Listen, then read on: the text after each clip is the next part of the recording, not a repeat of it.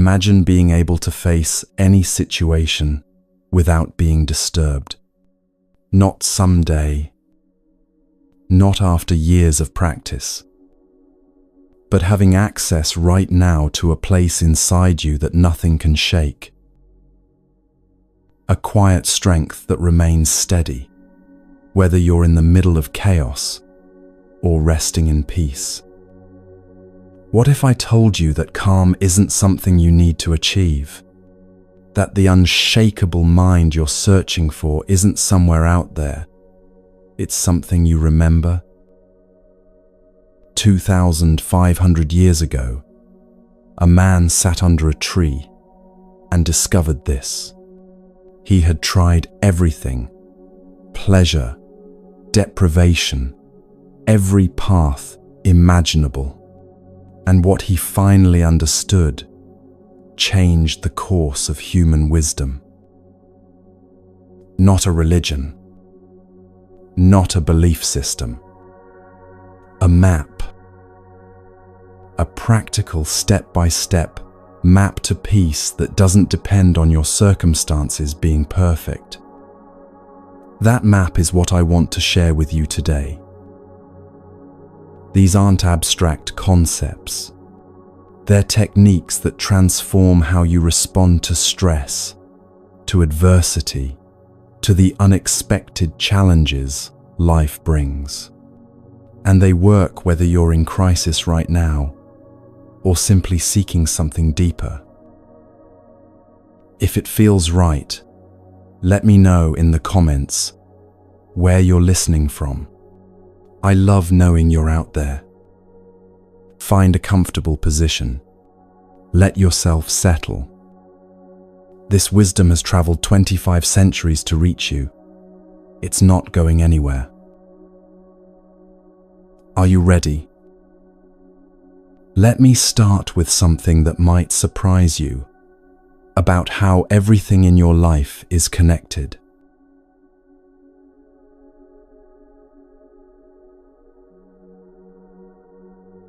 This morning, you probably did something without thinking about it.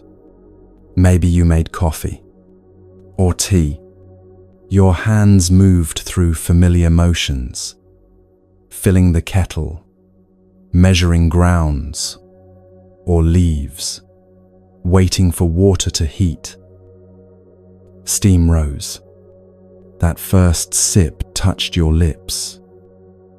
Such a simple ritual, so ordinary you barely registered it happening. But let me show you something extraordinary hidden inside that ordinary moment. That cup in your hands contains the entire universe. I know that sounds like poetic exaggeration. Stay with me. Trace it back. Those coffee beans came from somewhere, perhaps Colombia's mountain slopes, maybe Ethiopia's ancient highlands, possibly Vietnam's red earth valleys. A farmer planted seeds in soil enriched by generations of fallen leaves, decomposed matter, minerals dissolved from rocks over millennia. Someone watered those young plants, their hands calloused from years of tending. Rain fell from clouds that formed over oceans thousands of miles away.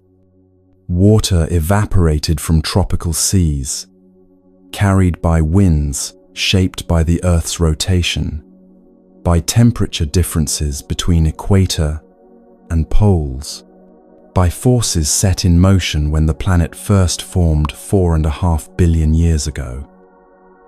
That rain nourished your coffee plants. Each morning, the sun rose, a star burning 93 million miles away, fusing hydrogen into helium, releasing light that traveled 8 minutes through the vacuum of space to warm those leaves. Photosynthesis transformed starlight into sugars, into growth, into the beans that eventually reached your cup.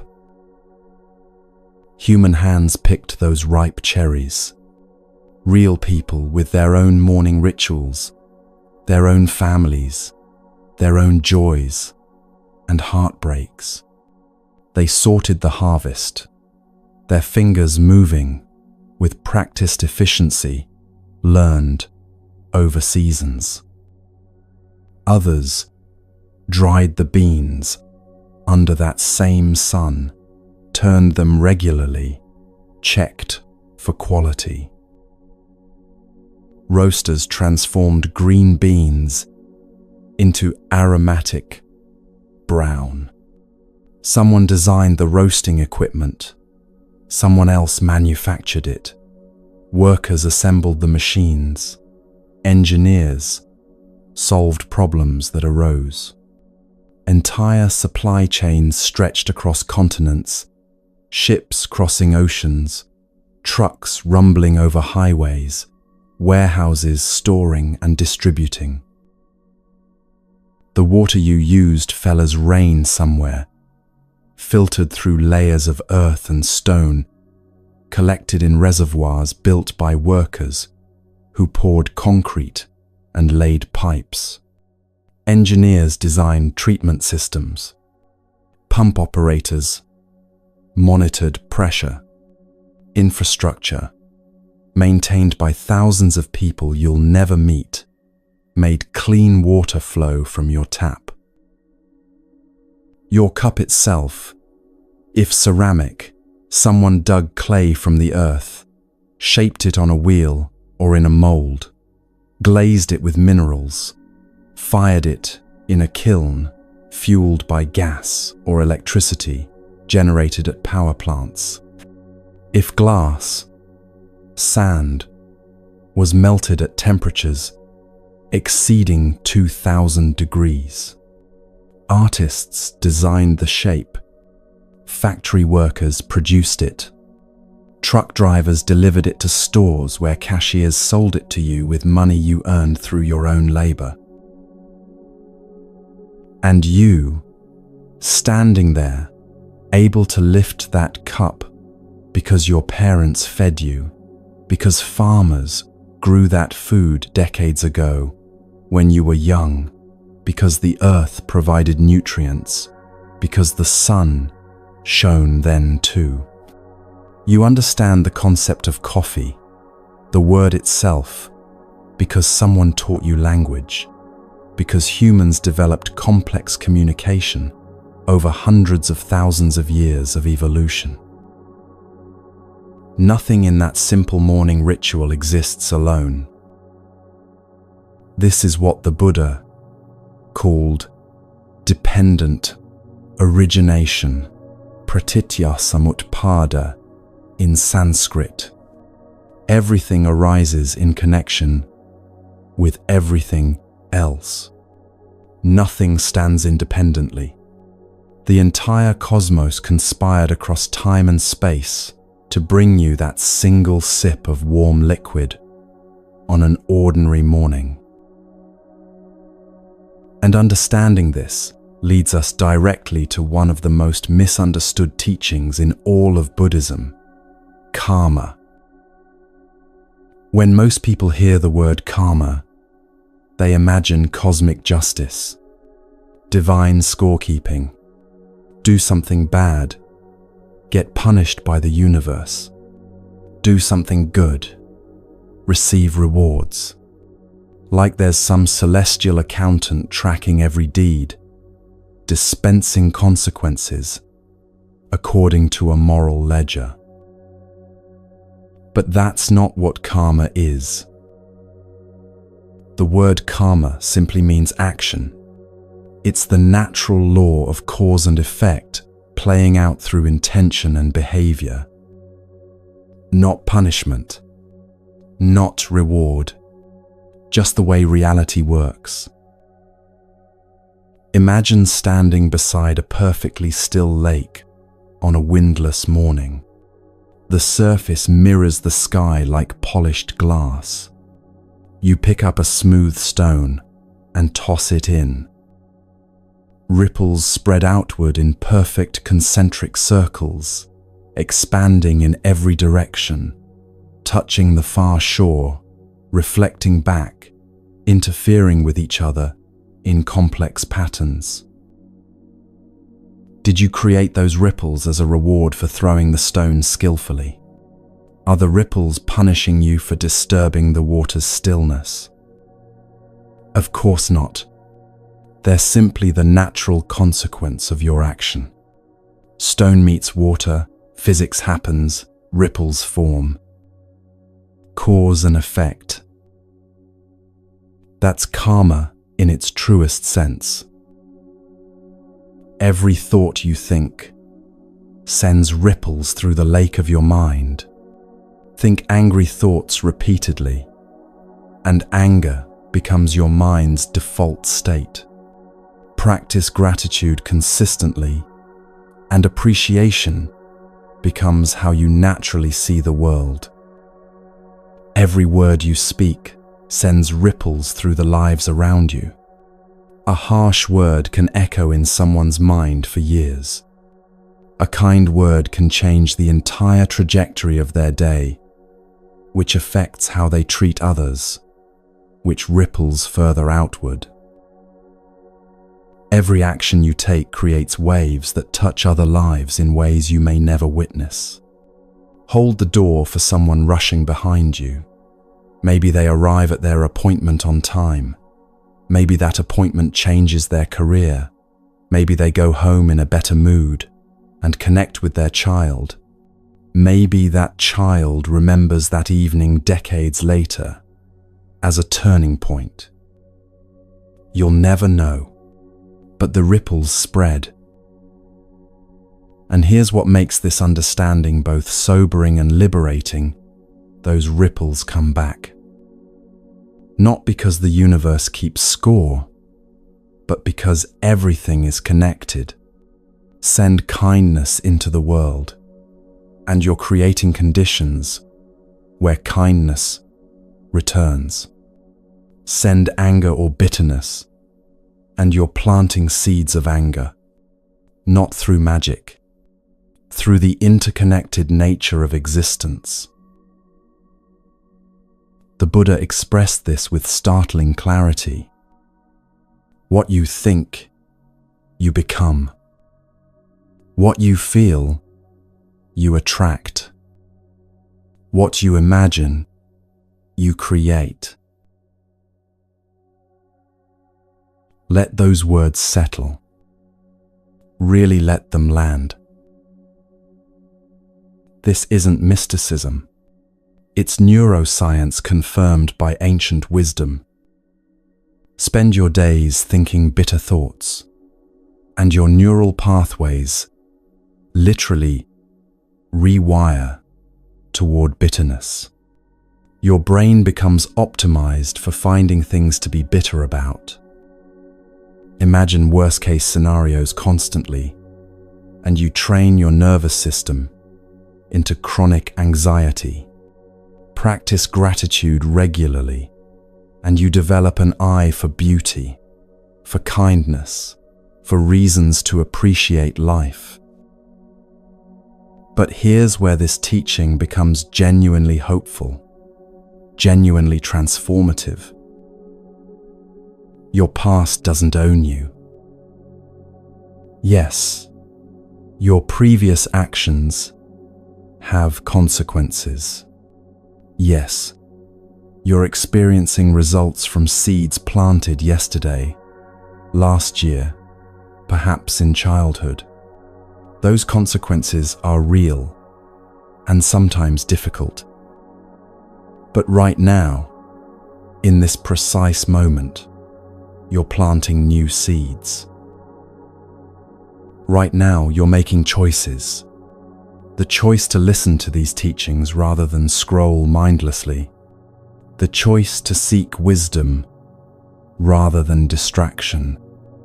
The choice to grow rather than stagnate. Each choice is karma in action. Each moment is seed planting time. Every moment offers a fresh start. Every breath brings new possibility. Think of one small thing you could shift today.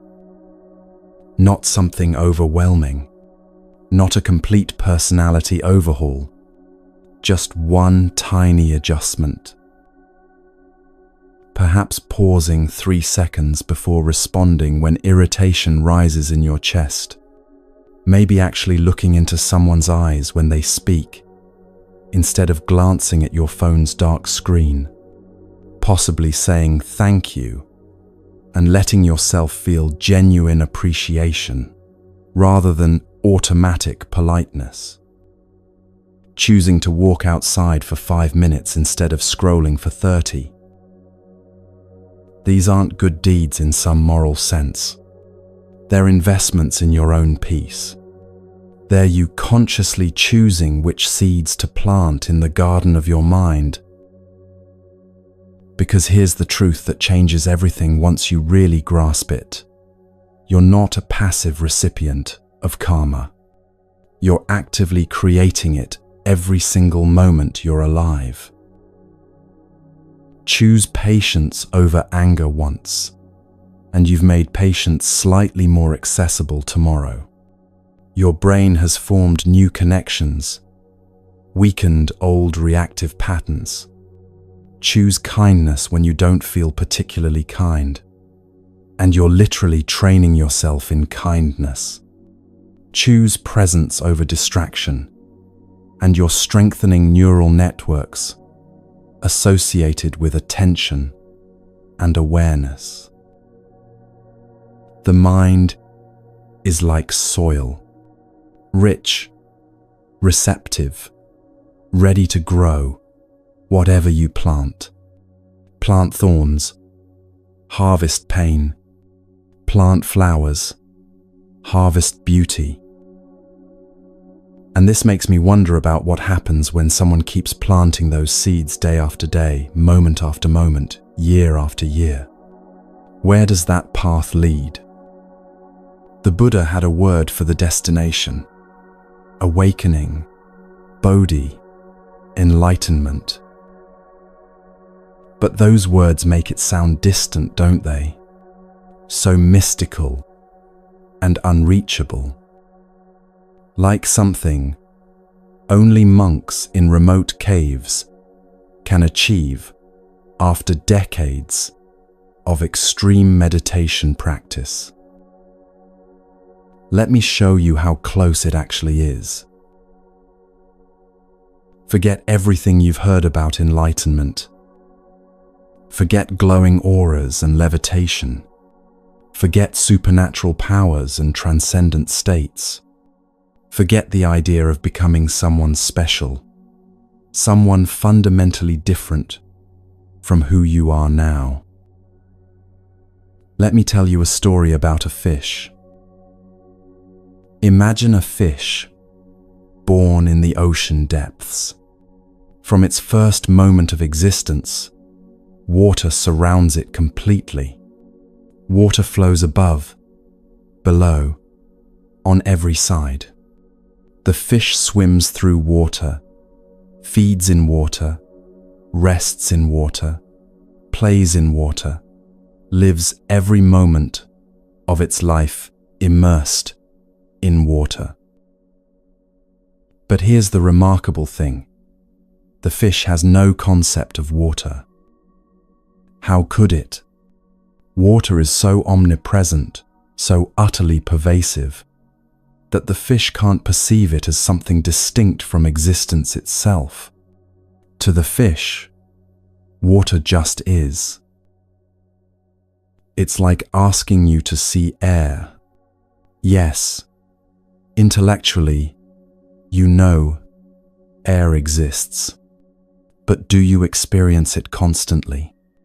Or does it fade into the background of awareness, noticed only when wind blows or breath becomes difficult? Now imagine one day, perhaps through some fortunate accident, perhaps through patient attention, the fish suddenly becomes aware. A shift occurs in consciousness. Suddenly, the fish realizes I'm in water. This whole time, all these years, I've been swimming in water. Water has been here all along. Nothing about the water changed.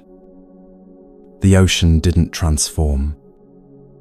Only the fish's awareness shifted. Recognition occurred. That's enlightenment. It's not about becoming something you're not. It's about seeing what's always been true. It's not about achieving some special state of consciousness unavailable to ordinary people. It's about recognizing the reality you've been swimming in since birth. We spend our lives immersed in this present moment, in this field of awareness, but we don't see it. We're so busy thinking about the past, replaying conversations, regretting decisions, analyzing what went wrong, so busy planning the future, worrying about outcomes, imagining scenarios, trying to control what hasn't happened yet.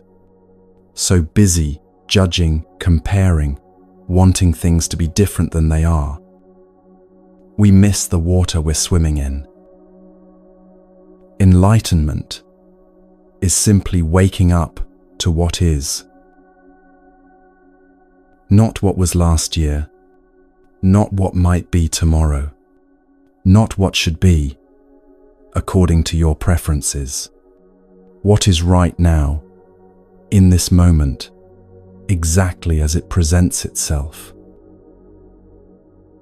And this matters tremendously because most human suffering comes from fighting reality. We think peace will arrive when we arrange our external lives perfectly, when we finally get the right job with the right salary and the right colleagues, when we find the right relationship that fulfills all our needs, when we achieve the right body through the right diet and exercise program, when we accumulate the right amount of money to feel secure, when all conditions finally align just so. But the Buddha discovered something radical, something that overturned conventional wisdom. Suffering doesn't come from our circumstances. It comes from how tightly we grip them. Before enlightenment, before he became the Buddha, he was Prince Siddhartha. He had everything a human being could possibly want. Literally everything. Unimaginable wealth, exquisite pleasures, perfect comfort, unlimited luxury. 3 palaces for different seasons, dancers, musicians, the finest foods. Every desire met before it fully formed. And he was profoundly miserable. So he left, abandoned his comfortable prison. He became an ascetic, a wandering monk, practicing extreme self-denial. He starved himself until his ribs showed through paper-thin skin. He practiced such severe austerities that he nearly died multiple times. He thought perhaps suffering was the path, so he made himself suffer deliberately, intensely. And he discovered that didn't work either. He was suffering about suffering, adding a second layer of pain on top of life's natural difficulties, turning existence into a battle against existence itself. Finally, exhausted from extremes, he sat down under a fig tree and made a simple decision. He would sit there until he understood, not until he achieved something impressive, not until he became someone special or holy, just until he saw clearly what was actually happening. And what he saw was profound in its simplicity. Peace doesn't come from controlling circumstances. It comes from releasing the grip on how things should be. His words echo across 25 centuries. Peace comes from within. Do not seek it without. Pause there for a moment. Really let that land in your body, not just your thinking mind. How much of your life have you spent seeking peace in external things? In achievements that lose their shine weeks after attaining them? In validation from others that never quite fills the emptiness? In getting everything arranged just right, only to watch it fall apart again? And how often has that external peace lasted?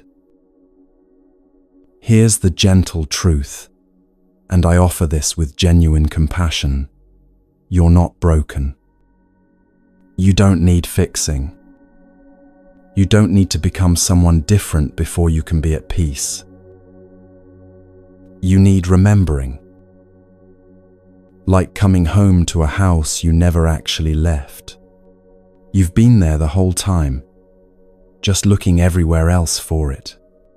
Searching the world for something you've carried in your chest since birth. Enlightenment sounds like some distant mountain peak, requiring decades of difficult climbing. But it's more like realizing you're already standing on solid ground. You were just so busy looking up at the peak, so focused on the journey ahead, that you forgot to feel the earth beneath your feet, supporting you right now. And here's a paradox that confuses many people first encountering these teachings. Enlightenment means living without attachment, but it doesn't mean living without love.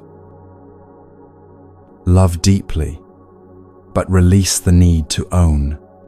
Care profoundly while surrendering the illusion of control. Experience joy fully, even knowing, especially knowing, it will eventually pass. Think about watching a sunset. You stand there witnessing its beauty, feeling moved as colors spread across the sky in brilliant streaks. You don't need to own the sunset to appreciate it fully. You don't need to prevent it from changing to enjoy this moment of beauty. You love it completely while knowing it will fade into night. That knowing doesn't diminish the love, it deepens it. That's what awakening allows. Full engagement with life, without the desperate clinging that turns pleasure into anxiety. But I know what might be arising in your mind right now. This sounds beautiful in theory, perhaps even inspiring. But how do you actually live like that when your mind is always somewhere else? When you're eating breakfast but thinking about emails waiting in your inbox? When you're supposedly listening to someone but already composing your next sentence? When you're walking but completely lost in thought? Arriving without remembering the journey? That's where the practice of presence comes in. And it's simpler than you might imagine. Let me ask you something. Where were you 30 seconds ago? Not physically. Your body was likely in the same position. But where was your attention living? Were you fully here, absorbing these words? Or were you partly here and partly somewhere else, thinking about what you need to do later, replaying something from earlier today, judging whether you agree with what you're hearing, wondering if this is worth your time? Be honest with yourself. There's no wrong answer. I'm simply pointing to something we all experience constantly. We're almost never fully present. We eat while scrolling through phones, tasting nothing. We walk while lost in thought, seeing nothing around us. We talk while planning our next sentence, hearing nothing the other person is actually saying. We go through entire days, entire weeks, sometimes entire years, in a kind of waking sleep, physically present, but mentally absent. Life is happening, and we're missing it. The Buddha taught that our minds resemble lakes. When water is still, you can see all the way to the bottom, every stone, every fish, every detail, perfectly clear. But when wind disturbs the surface, when thoughts and emotions churn the water into turbulence, you can't see anything clearly. Everything becomes murky, distorted, unclear. Most of us live with constantly agitated water, thoughts racing like startled fish, worries spinning in repetitive loops, plans forming and reforming, judgments arising about everything we encounter. The wind of mental activity never stops blowing across the surface. Presence is what happens when the water settles. Not because you forced stillness through effort, but because you stopped adding more wind, stopped stirring the water with constant thinking. And then, clarity arrives naturally. You see things as they actually are, not filtered through your fears and desires and stories about how things should be. You experience life directly, instead of through the screen of constant mental commentary. Now, many people confuse mindfulness with relaxation. They approach it as a technique for feeling calm and peaceful. And yes, calm often comes as a natural byproduct, but that's not the point. Mindfulness isn't about achieving calm, though that frequently occurs. It's about waking up to the life you're already living. It's about being alive while you're alive. And you don't need anything special to practice this. You don't need a meditation cushion, or a quiet room, or perfect conditions. You don't need to wait until your life becomes less busy. Every single moment, exactly as it is, offers a doorway into presence. Your breath, it's always with you, always available. Feel it right now. Cool air entering your nostrils, the slight expansion of your chest or belly, the gentle release as you exhale. That's presence. That's being here.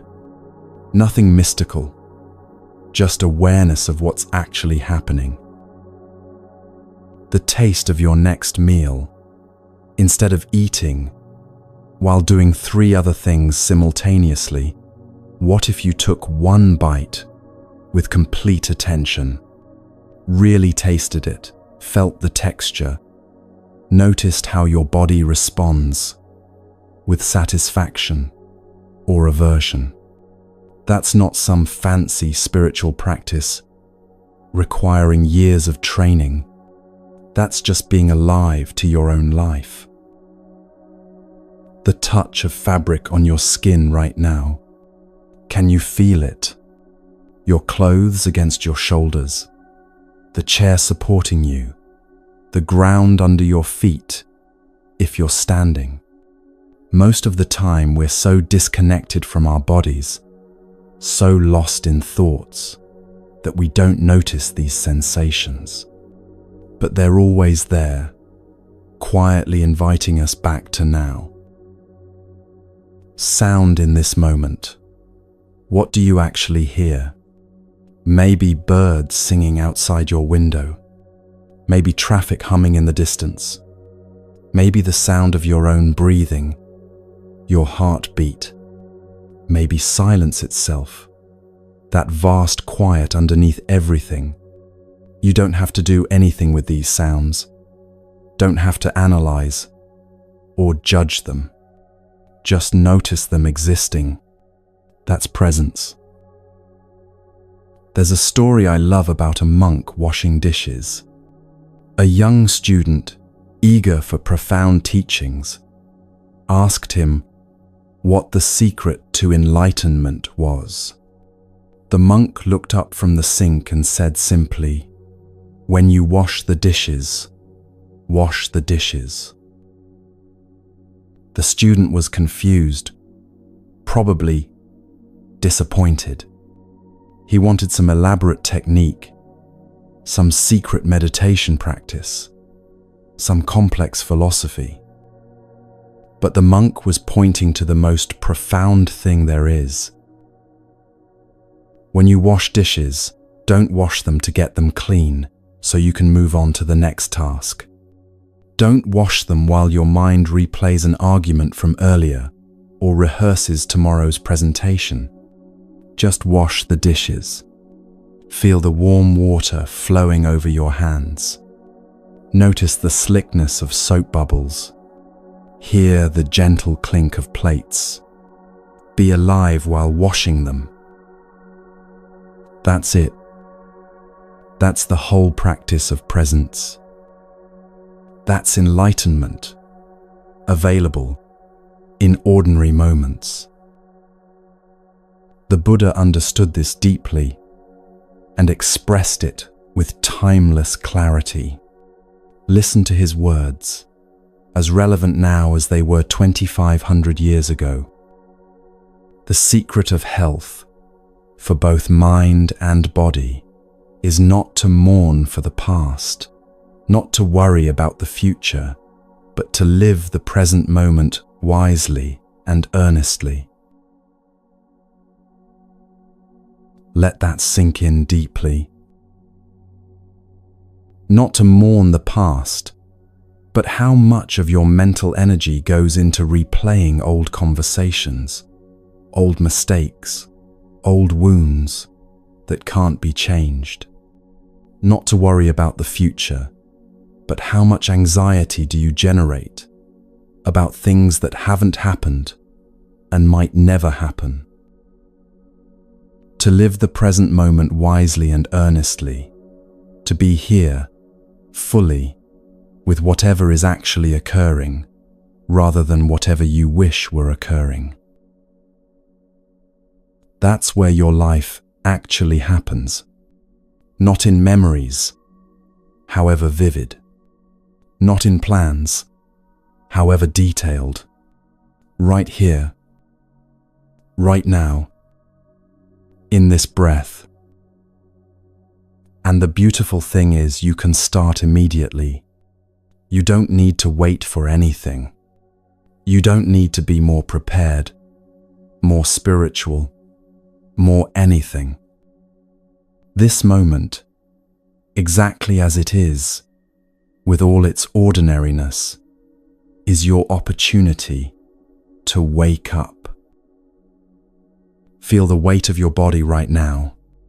Notice your next breath, entering and leaving. That's all it takes to begin this practice. That's all it takes to come home.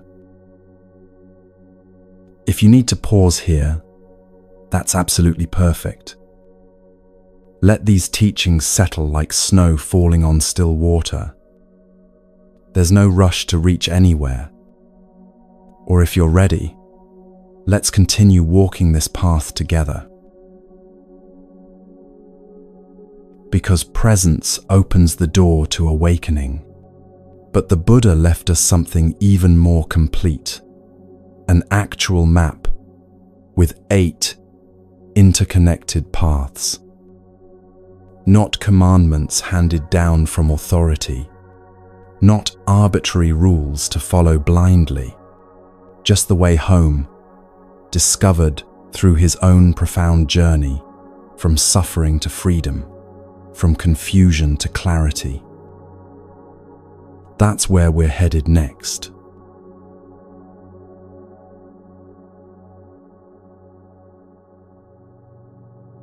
The Buddha tried everything: luxury that left him empty, starvation that made him weak, and finally, sitting beneath a tree as dawn approached, he understood there must be another way. That other way became known as the middle path, and it's the heart of everything he taught. There's a story about a musical instrument called the veena, something like a sitar with strings stretched across a hollow body.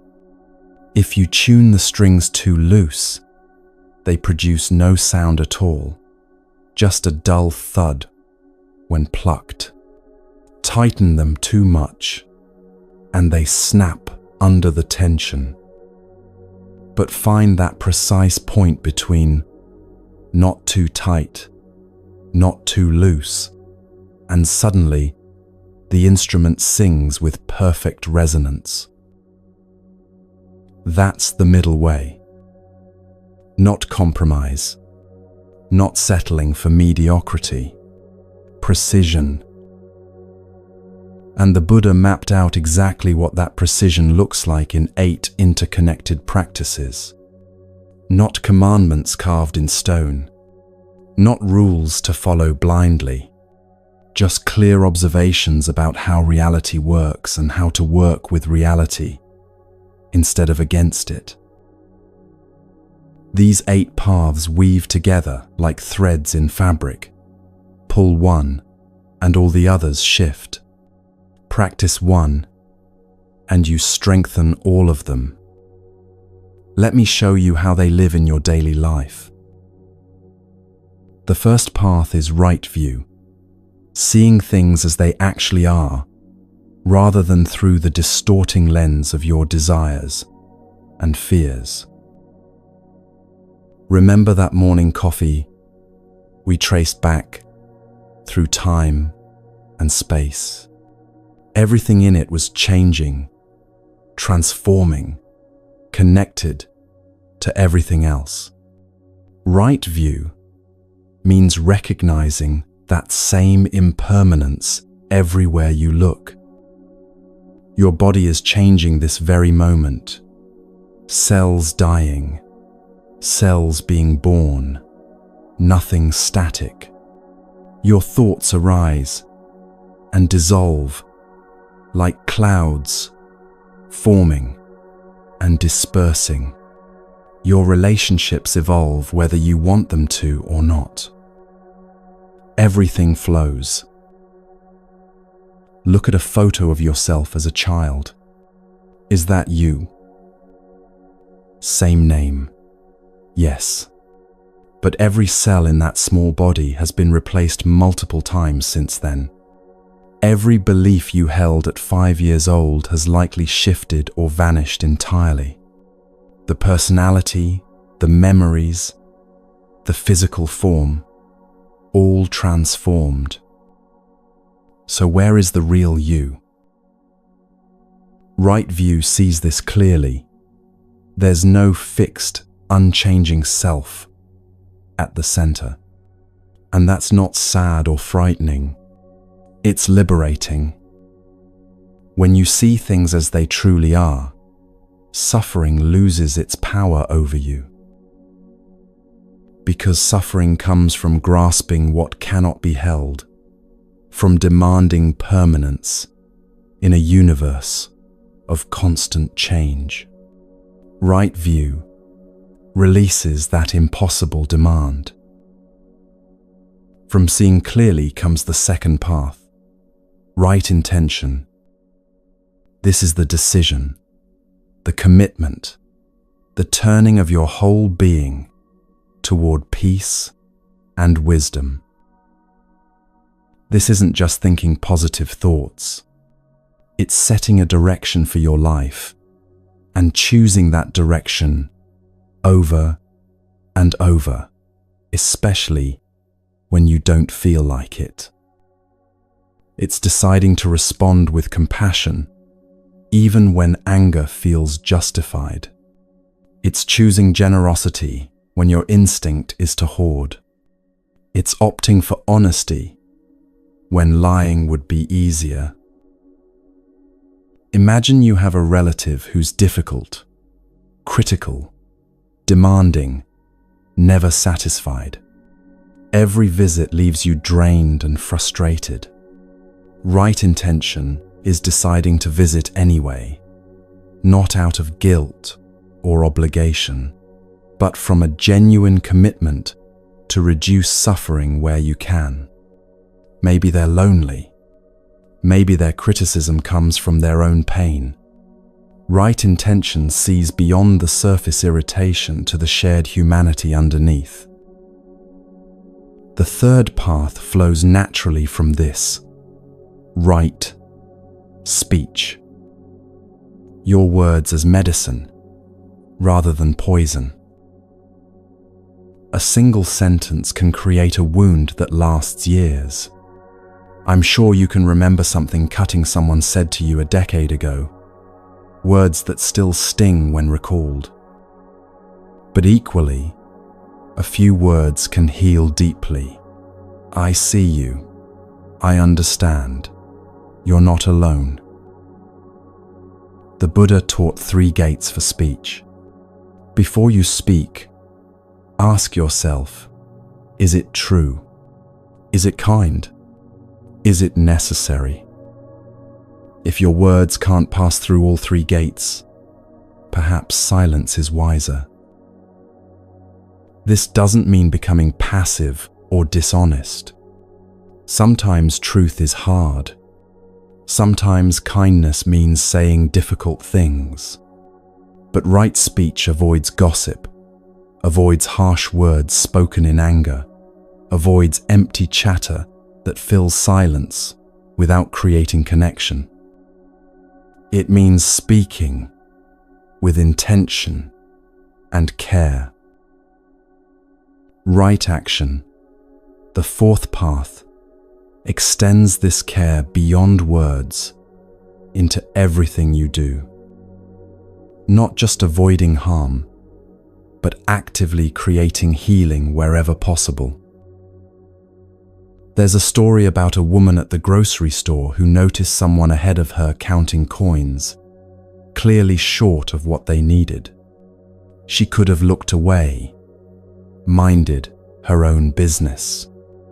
Instead, she quietly handed the cashier enough to cover the difference. Small action, barely noticeable. But that person went home with food instead of shame. Maybe they remembered that kindness when they saw someone else struggling. Ripples spreading outward from one small choice. Right action means living with awareness that every choice matters. How you treat the server who brings your food. Whether you pick up litter you didn't drop. How you respond when someone cuts you off in traffic.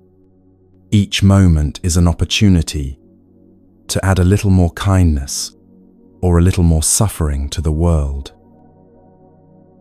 The 5th path addresses something we often ignore: right livelihood. How you earn your living matters deeply. Does your work create suffering or reduce it? This isn't about judging anyone's profession. A corporate lawyer might practice right livelihood by ensuring justice is served. A weapons manufacturer probably isn't, regardless of skill or dedication. The question is, does this work align with reducing harm and increasing well-being? But even in difficult jobs, in work that feels meaningless or frustrating, right livelihood appears in how you show up. There's a story about a janitor at a hospital who practiced his work as sacred service. He didn't just clean floors, He created healing environments. He smiled at patients shuffling past. He worked with care and presence. His title was janitor, but his practice was that of a bodhisattva, bringing comfort to those in pain. Right Livelihood asks, can you bring consciousness and compassion to your work, whatever it is? The sixth path is right effort, and this one is subtle. It's the difference between trying and forcing, between gentle persistence and exhausting struggle. Think about planting seeds. You place them in good soil, water them, ensure they get sunlight. Then you wait. You don't dig them up daily to check progress. You don't pull on the tiny shoots to make them grow faster. You provide conditions and allow natural processes to unfold. Right effort works this way. You practice consistently without forcing results. You show up daily without demanding immediate transformation. You trust the process. Bamboo grows this way, spending years developing root systems underground before suddenly shooting upward at astonishing speed. From the surface, nothing seems to be happening for years. But underground, foundations are being laid. Then one season, growth becomes visible and rapid. Your practice may feel like that. Days or weeks where nothing seems to change. Then suddenly, you notice you responded with patience where you would have exploded before. The underground work has been happening all along. The seventh path is right mindfulness, coming back to presence again and again. We explored this already, but here's what matters. Mindfulness isn't achieved once and then maintained forever. It's practiced moment by moment by moment. Your mind will wander thousands of times during meditation. That's not failure, that's the practice. Every time you notice the wandering and return to presence, you're strengthening awareness. Every distraction recognized is a small awakening. The monk who meditates for 30 years still experiences mind wandering. The difference is they notice more quickly and return more gently. Meditation isn't a special state reserved for cushions and silence. It's training that prepares you for life. When anger arises in traffic, can you notice it arising before it controls you? When anxiety begins its familiar spiral, can you recognize the pattern before you're lost in it? That's right mindfulness in action. The eighth path completes the circle. Right concentration. One-pointed presence, undivided attention, the power of being fully here for whatever you're doing. This isn't just about sitting meditation, though that certainly develops concentration. It's about bringing complete attention to your child when they tell you about their day. It's about tasting your food fully instead of eating while scrolling. It's about listening to someone without planning your response while they speak. Our world trains us toward constant distraction, messages pinging, notifications, demanding attention, endless streams of content, fragmenting focus into smaller and smaller shards. Right concentration swims against this current. It says, This moment deserves your full presence. This person in front of you deserves your undivided attention. This task, however simple, deserves to be done with complete awareness. The Buddha expressed the power of this beautifully. Better than 1,000 hollow words is one word that brings peace. Let that settle. One word spoken with full presence, with genuine care, with complete attention, it carries more healing than volumes of empty speech.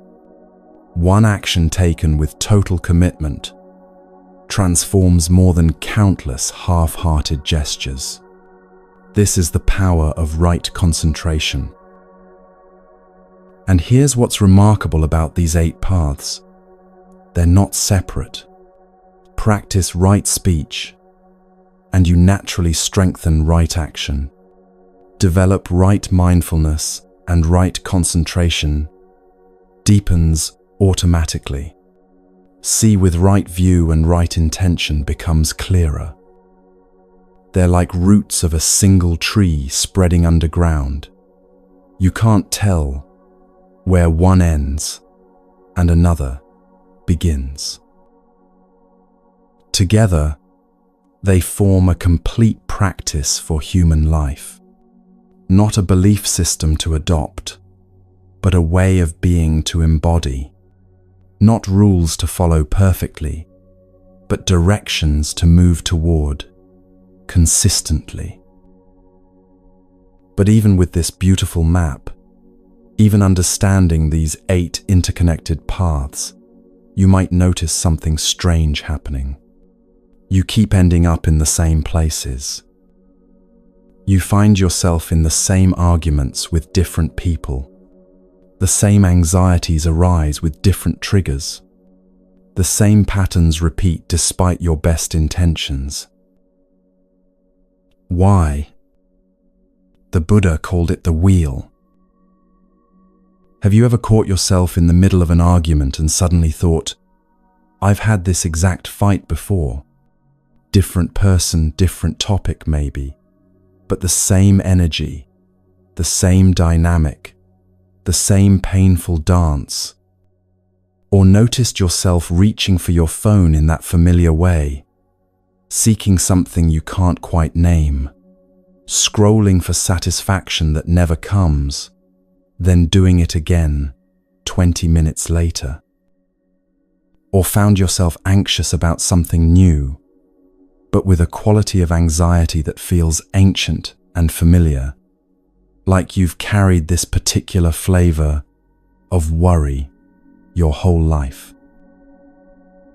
The Buddha called this samsara, the wheel of repetitive patterns, cycling endlessly until we learn to step off.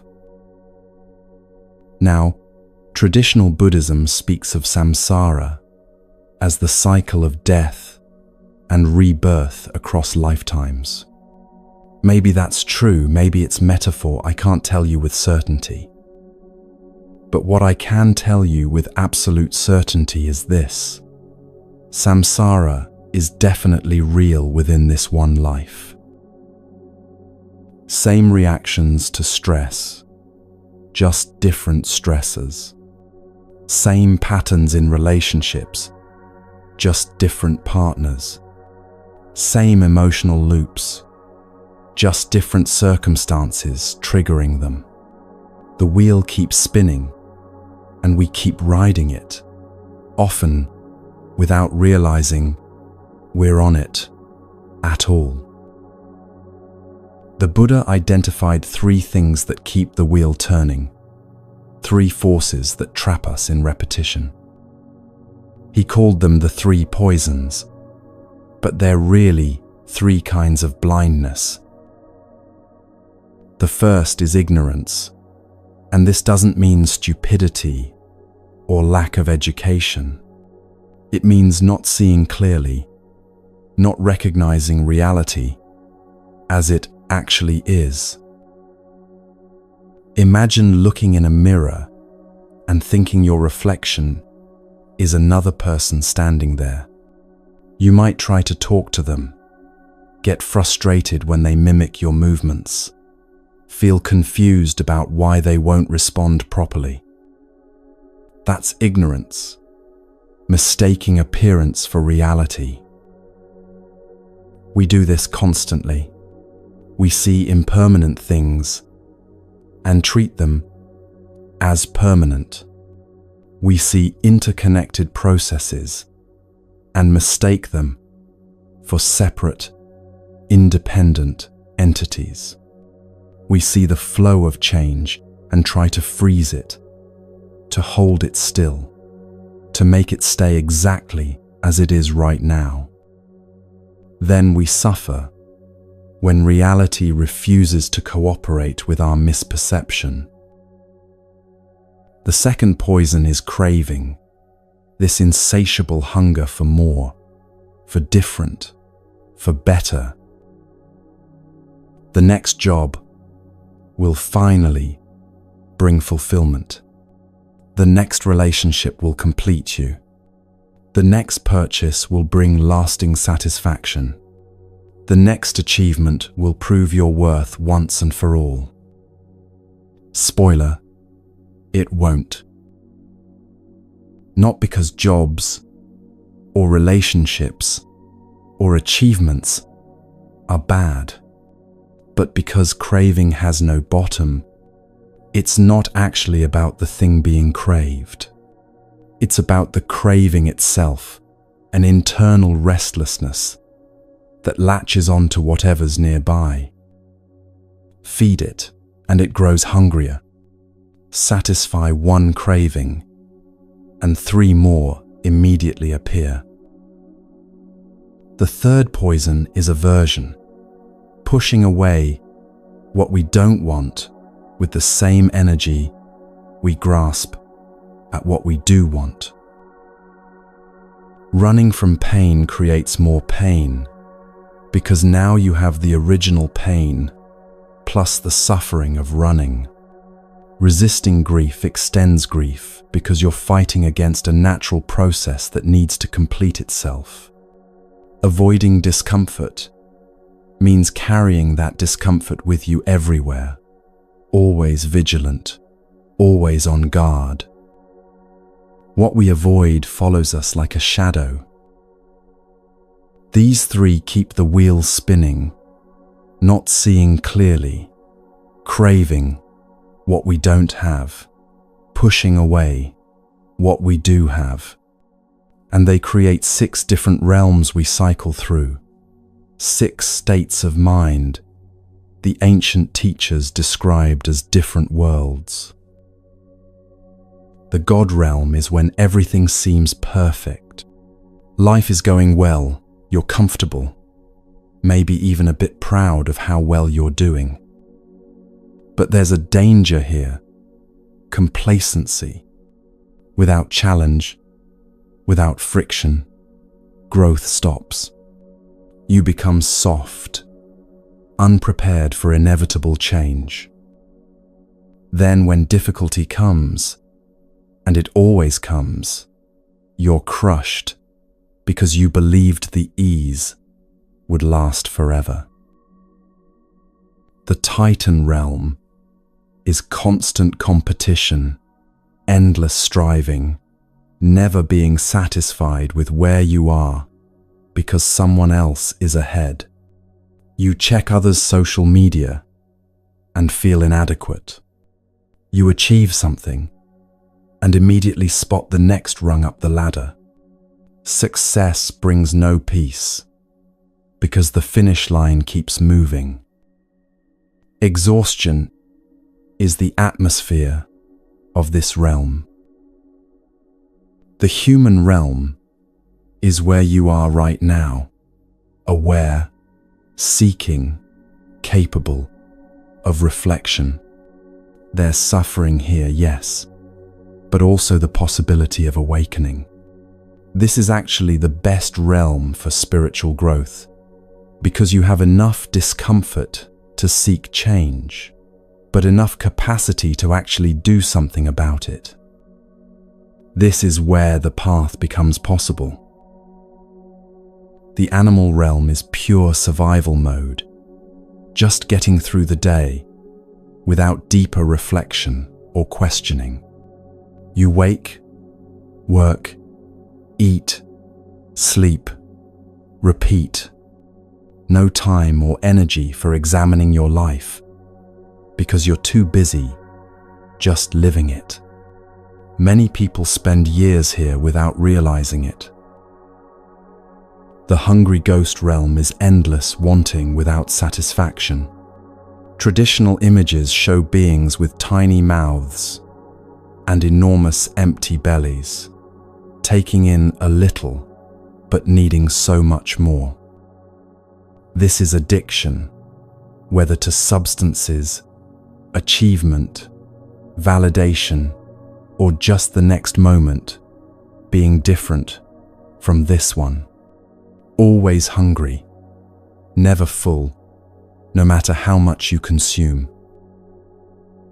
The hell realm is being consumed by rage, despair, or hatred. The world becomes hostile, everyone an enemy or a fool. Every interaction confirms your darkest beliefs. Pain and anger feed each other in a vicious cycle until nothing else exists. Some people visit this realm briefly during crisis. Others get trapped there for years. And here's what the Buddha wants you to understand. You visit all 6 realms in a single week, maybe in a single day. Morning feels like the God realm. Coffee tastes perfect. You're rested. Everything seems manageable. By noon, you're in the Titan realm, comparing yourself to a colleague's success. Afternoon brings the animal realm, just pushing through tasks mechanically. Evening might drop you into the hungry ghost realm, scrolling endlessly for something to fill the emptiness. Before bed, a moment of clarity, the human realm, recognizing these patterns. The wheel keeps turning, carrying you through these states, and you might not even notice the transitions. You might think this is just how life is, ups and downs, good days and bad days, the nature of existence. But the wheel only keeps turning as long as you keep feeding it, as long as you remain ignorant of how it works, as long as you keep grasping and pushing away. The moment you see the wheel turning, something shifts. The moment you recognize the pattern in the middle of the pattern, you're already beginning to step off. The Buddha said it simply: the root of suffering is attachment. Breathe with that truth. Not attachment to things, though that's part of it. Attachment to how things should be. Attachment to your story about who you are. Attachment to beliefs about how life ought to work. Attachment to permanence in a universe that only knows change. But attached to what, exactly? That's where the Buddha's most liberating truth comes in. And it might sound scary at first, but I promise, it's the most freeing thing you'll ever hear. Who are you? Not what do you do, or what's your name, or what roles you play. Who are you actually? What is this self you've been protecting and defending and building your entire life. Try this experiment with me. Think of a photograph of yourself as a child, maybe 5 or 6 years old. Look at that child in your mind's eye. Is that you? Same name? Certainly. But is it the same person? The body in that photo has been entirely replaced at the cellular level at least twice since then, maybe 3 or 4 times depending on your current age. Every 7 years or so, most of your cells die and new ones take their place. The physical form you called you then literally doesn't exist anymore. What about your thoughts? Are the thoughts you're thinking now the same thoughts that child thought? Of course not. Thoughts arise and dissolve moment by moment. The specific content of your mind at age 6 is completely gone, replaced by entirely different concerns, ideas, and mental patterns.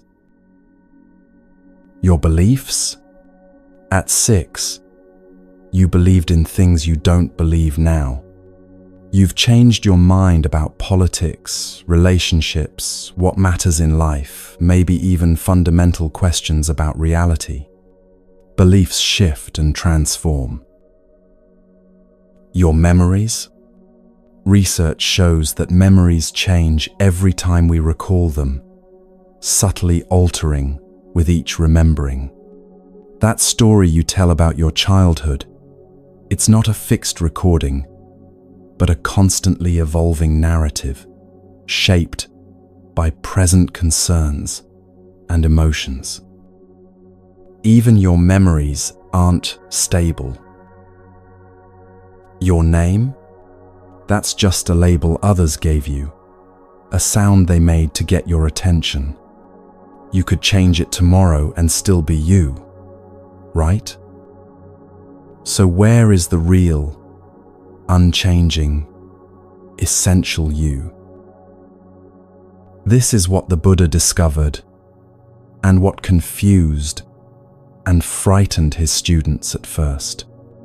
There's no solid, unchanging self at the center. You're not a thing. You're a process.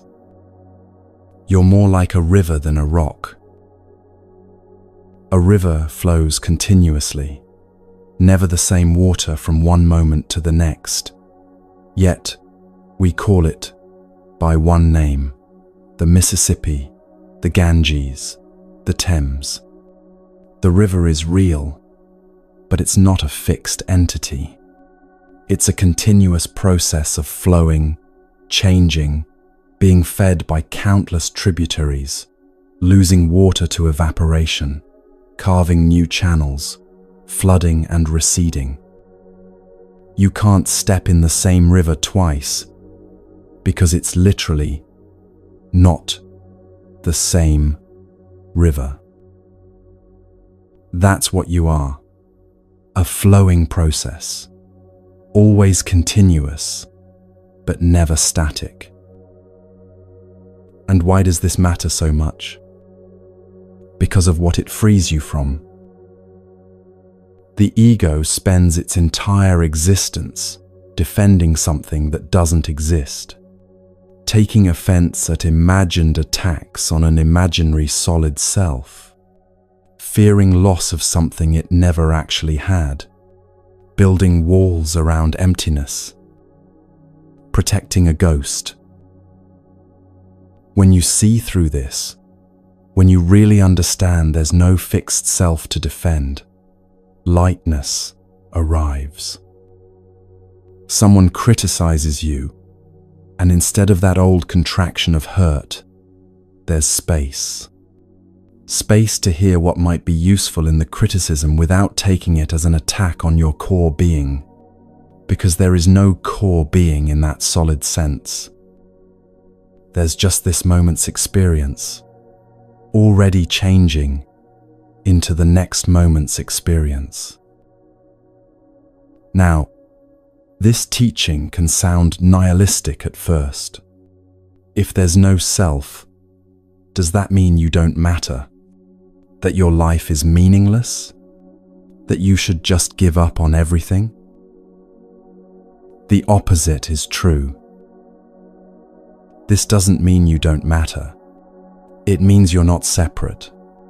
You're the river itself, not something riding in a boat on the river. You're the ocean pretending to be a wave for a brief, beautiful moment. And when the wave understands it's made of ocean, all fear of dissolution vanishes. The wave doesn't die when it crashes on the shore. It returns to what it always was.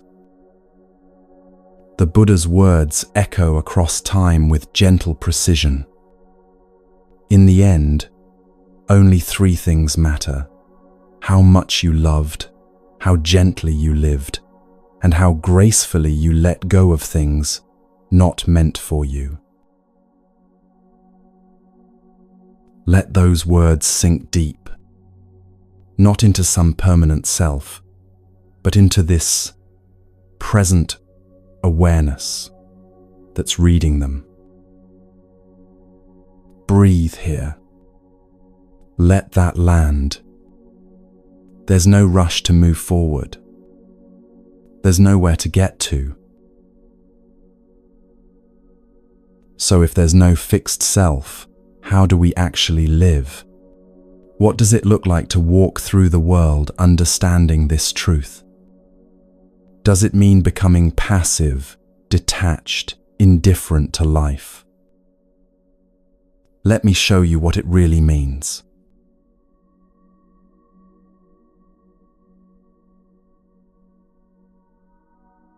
The Buddha almost died trying to find enlightenment. This isn't metaphor or exaggeration. He literally pushed his body to the edge of death, believing that extreme self-denial would reveal ultimate truth. He was a prince who had everything, so he tried having nothing. He ate 1 grain of rice per day. His ribs protruded so sharply you could count them through his skin. His eyes sank deep into his skull. Other ascetics looked at him with respect, even awe, because surely someone suffering this much must be close to enlightenment. But he wasn't. He was just starving. One day, weak and dizzy, on the verge of death, a young woman passed by and offered him a bowl of milk rice. Something in him recognized the absurdity of what he'd been doing. He accepted the bowl. He ate. The other ascetics were horrified. They mocked him, called him weak, said he'd given up on the spiritual path. They abandoned him there by the river. But he didn't care anymore because he'd discovered something more valuable than their approval: balance. That evening, with strength returning to his body, he sat beneath a fig tree and finally understood. The path wasn't deprivation or indulgence. It wasn't punishing the body or drowning in pleasure. It was the precise point between, like tuning that musical string to the exact tension where it could sing. This became the heart of everything he taught, the middle way. And it's shockingly relevant to how you live right now, this morning, this afternoon, tonight. Take your phone, that device, probably within arm's reach, right now. One extreme is throwing it away entirely, rejecting technology, disconnecting from the world. The other extreme is what most of us do, scrolling mindlessly for hours, checking it first thing in the morning and last thing at night, interrupting every conversation to glance at the screen. The middle way. Use it consciously when it serves you. Then, put it down. Check messages at designated times rather than compulsively every few minutes. Be present with the person in front of you. Then later, be present with the person on the screen. Not rigid rules, but conscious choices. Your body follows the same pattern. One extreme is punishing exercise, pushing past injury, treating your body like an enemy to be conquered or disciplined into submission. The other extreme is complete neglect, numbing yourself with excess, ignoring signals of discomfort or pain. The middle way is respectful care, moving your body because it feels good to move, resting when rest is needed, eating in a way that energizes rather than dulls, listening to what your body actually needs rather than what magazines or social media insist you should do to it. Work becomes a practice ground for this balance. Burnout is one extreme. Every waking hour devoted to productivity, self-worth measured by output, rest treated as laziness. Apathy is the other. Showing up physically, but checked out mentally, doing the bare minimum, counting minutes until freedom. The middle way is engaged presence, bringing your full attention while you're working, then fully releasing work when you leave. Caring about your contribution without letting it consume your identity. Recognizing that your value isn't determined by your productivity. Relationships reveal this dance between extremes most clearly. Codependence is one edge, losing yourself in another person, needing them to complete you. Anxiety spiking whenever they're not available. Isolation is the opposite edge. Walls so high no one can reach you. Independence hardening into loneliness. Self-protection becoming self-imprisonment. The middle way is connected autonomy, being fully yourself while also opening to deep connection. Loving without needing to possess. Being intimate without losing your center. Offering support while respecting boundaries. This might be the hardest balance to find and the most essential. Notice where you swing to extremes in your own life. That's your edge. That's where your particular work lies. One person's middle way with food might look extreme to someone else because we all start from different places. The invitation isn't to copy someone else's balance, but to discover your own. Freedom waits there at your edge, in that sweet spot between too tight and too loose. But balance alone isn't enough. You could have perfect equilibrium in all these areas and still feel hollow inside, still disconnected from life's deeper meaning. There's something that makes everything else work, something that transforms the path from intellectual concept into lived reality. The Buddha called it the heart of the teaching, compassion. What if I told you everyone you meet is you? Not metaphorically, not poetically, but literally true in the deepest sense. Everyone you encounter is an expression of the same consciousness, experiencing itself from a different angle. We live with a powerful illusion of separation. We think in terms of me versus them, my needs versus your needs, my happiness or yours. We draw hard lines around this body, this personality, this collection of thoughts, and call it fundamentally separate from everything else. But remember what we explored about interdependence. Nothing exists in isolation.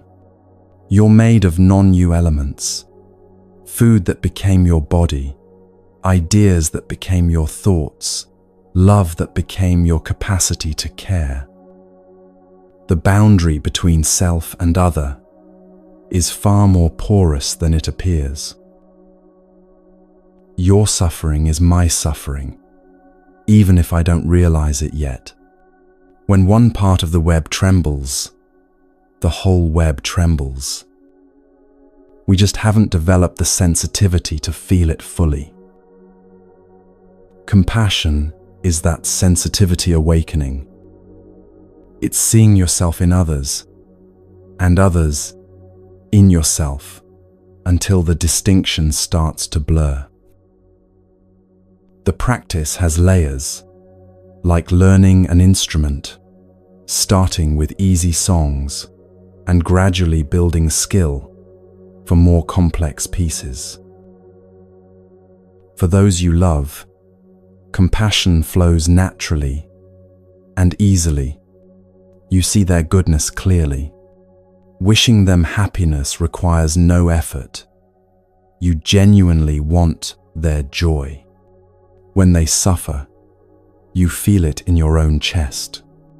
This is compassion in its most instinctive form, the baseline from which you'll expand. For strangers, compassion becomes training. The cashier scanning your groceries with exhaustion written across their face, can you see them? Not as a function or a service provider, but as a whole human being having a difficult day? The driver who cut you off in traffic, the person walking too slowly on the sidewalk, the telemarketer interrupting your dinner, each one carries a complete life you know nothing about. There's a saying worth remembering: be kind, for everyone you meet is fighting a hard battle. You don't see the battles. The cashier's child might be sick. The driver might have just received devastating news. The slow walker might be recovering from surgery. You can't know their story, so err on the side of kindness. For difficult people, compassion reaches its peak as genuine spiritual practice. This is mastery-level work. Someone who hurt you, who betrayed your trust, who said something cruel that still echoes in your mind years later, can you find compassion for them? This doesn't mean condoning their actions. It doesn't mean allowing continued harm or pretending it didn't hurt. It means recognizing that hurt people hurt people. Their cruelty came from their own unhealed wounds, their own confusion, their own suffering. There's a story about a man in a grocery store who was rude and aggressive to everyone around him, snapping at the staff, being impatient, radiating hostility. People gave him angry looks, muttered under their breath about his behavior. Then someone overheard him on the phone in the parking lot.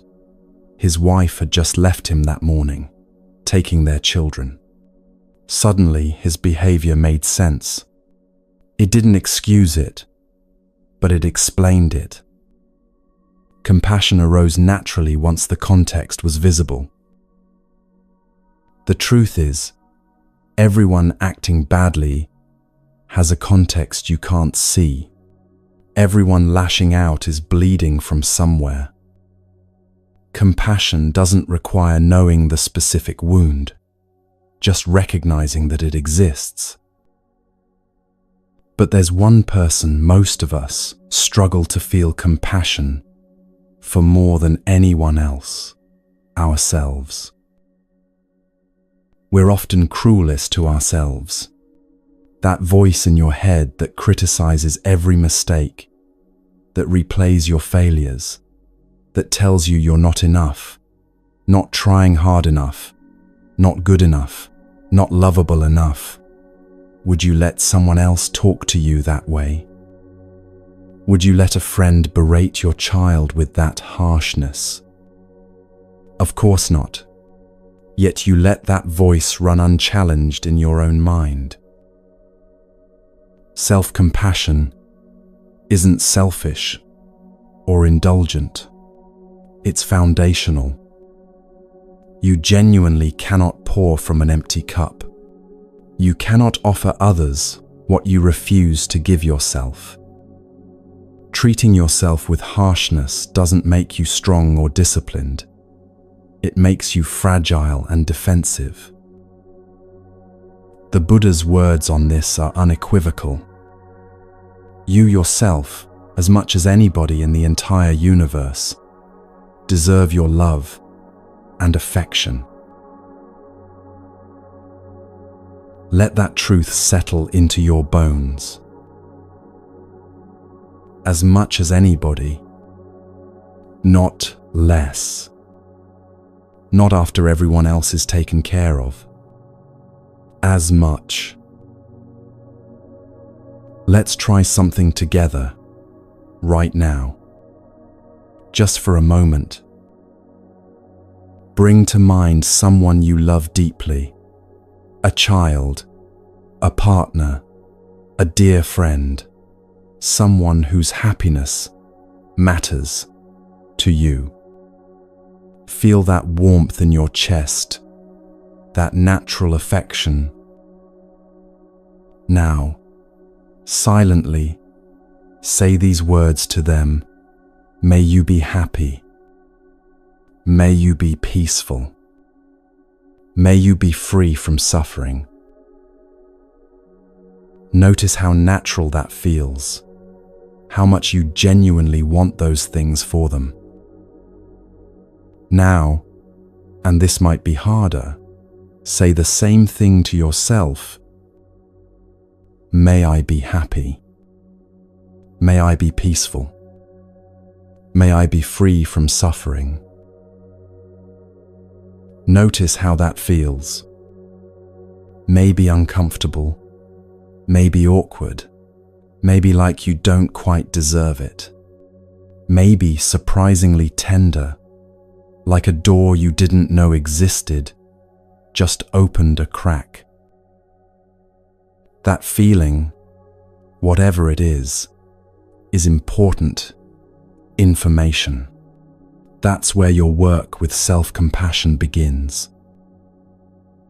Compassion is the heart of the path, the force that animates everything else. Without it, the eightfold path becomes a set of rules you follow to feel superior. With it, the path becomes a natural expression of caring for all beings, including yourself. But there's a practice that trains everything we've been discussing: your attention, your awareness, your capacity to be with what is, rather than what you wish it were. And it's simpler than you might think. You don't have to sit cross-legged on a cushion to meditate. You don't need special equipment, or perfect conditions, or years of preparation. But I'll tell you what meditation actually is, and you can decide how to practice it in your own life. First, let's clear away what meditation isn't. It's not about emptying your mind of all thoughts. That's impossible while you're alive. Thoughts are what minds do, like breathing is what lungs do. Trying to stop thoughts is like trying to stop your heart from beating, misguided, and exhausting. Meditation isn't a blissful escape from reality where you float away on clouds of peace. Sometimes it's peaceful, yes, but sometimes it's uncomfortable, boring, frustrating, or filled with difficult emotions. It's not about feeling a certain way. It's not a special state of consciousness, available only to spiritual adepts. It's not religious ritual, though religious people certainly practice it. You don't need to believe anything or join anything to meditate. So what is it? Meditation is watching the river of thoughts without jumping in. It's observing the mind's activity without getting swept away by it. Just watching. Imagine you're sitting beside a river. Leaves and twigs float past on the current. You don't jump in to grab them.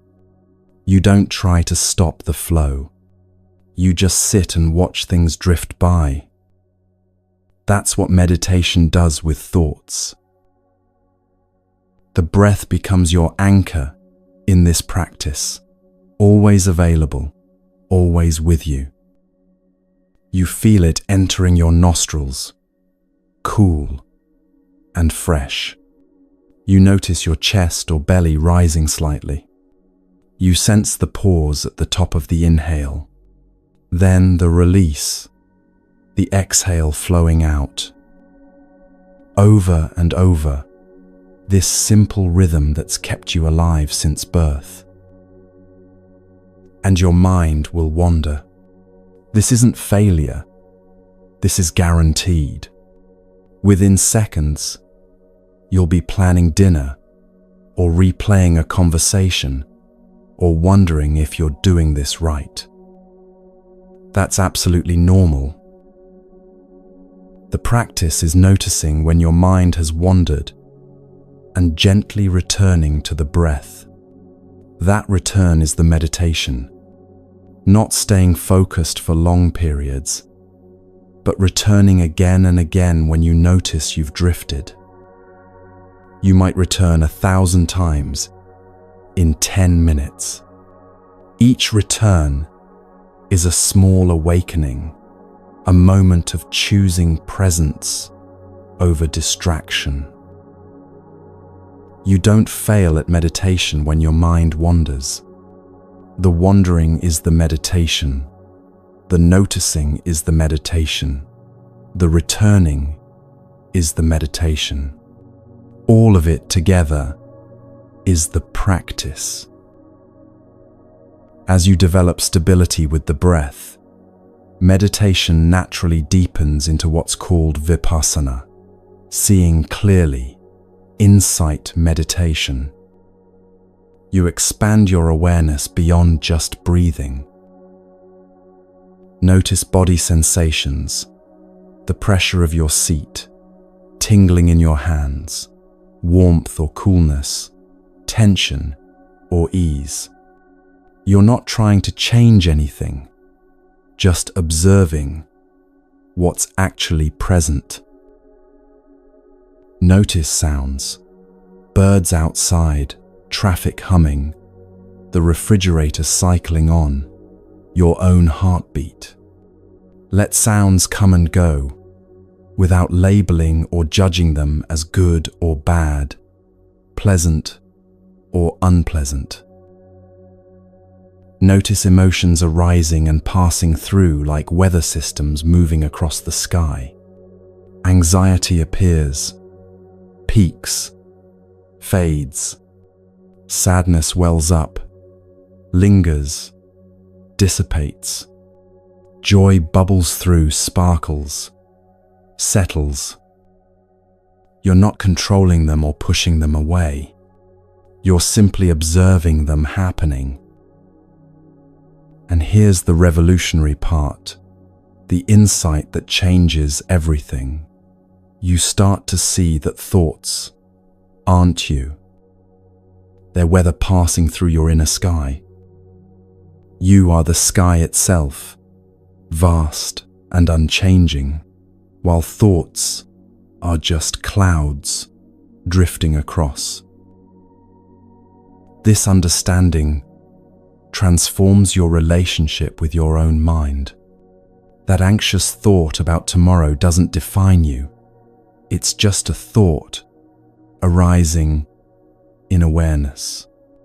That harsh self-judgment isn't the truth about who you are. It's just another cloud passing through. You are the spacious awareness in which all these mental events occur. But meditation isn't limited to sitting on a cushion in silence. That formal practice trains you, strengthens your attention, but the real meditation is everywhere. Washing dishes becomes meditation when you feel the warm water. Notice the slickness of soap. Hear the gentle clink of plates without your mind being somewhere else. That's meditation. Walking becomes meditation when you feel each foot contacting the ground. Sense your weight shifting. Notice the rhythm of your stride, while your mind stays with the actual experience of walking. That's meditation. Listening to someone speak becomes meditation when you're fully receiving their words, without planning your response, without judging what they're saying, just being present to their expression. That's meditation. Anything done with full presence, without the mind splitting off into past or future, is meditation in action. There's a beautiful Zen story about this. A student approached the master and asked earnestly, "What is enlightenment?" The master looked up from the vegetables he was preparing and said, "When you wash rice, wash rice. When you chop vegetables, chop vegetables." The student was confused, probably disappointed by such a simple answer. He wanted something profound, some secret teaching, some complex practice. The master smiled gently. "That's it. That's the whole thing.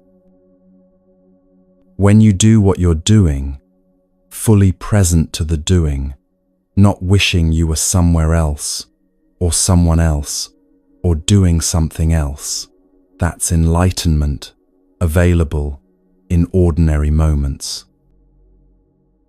The Buddha said this with characteristic clarity. Do not dwell in the past. Do not dream of the future. Concentrate the mind on the present moment.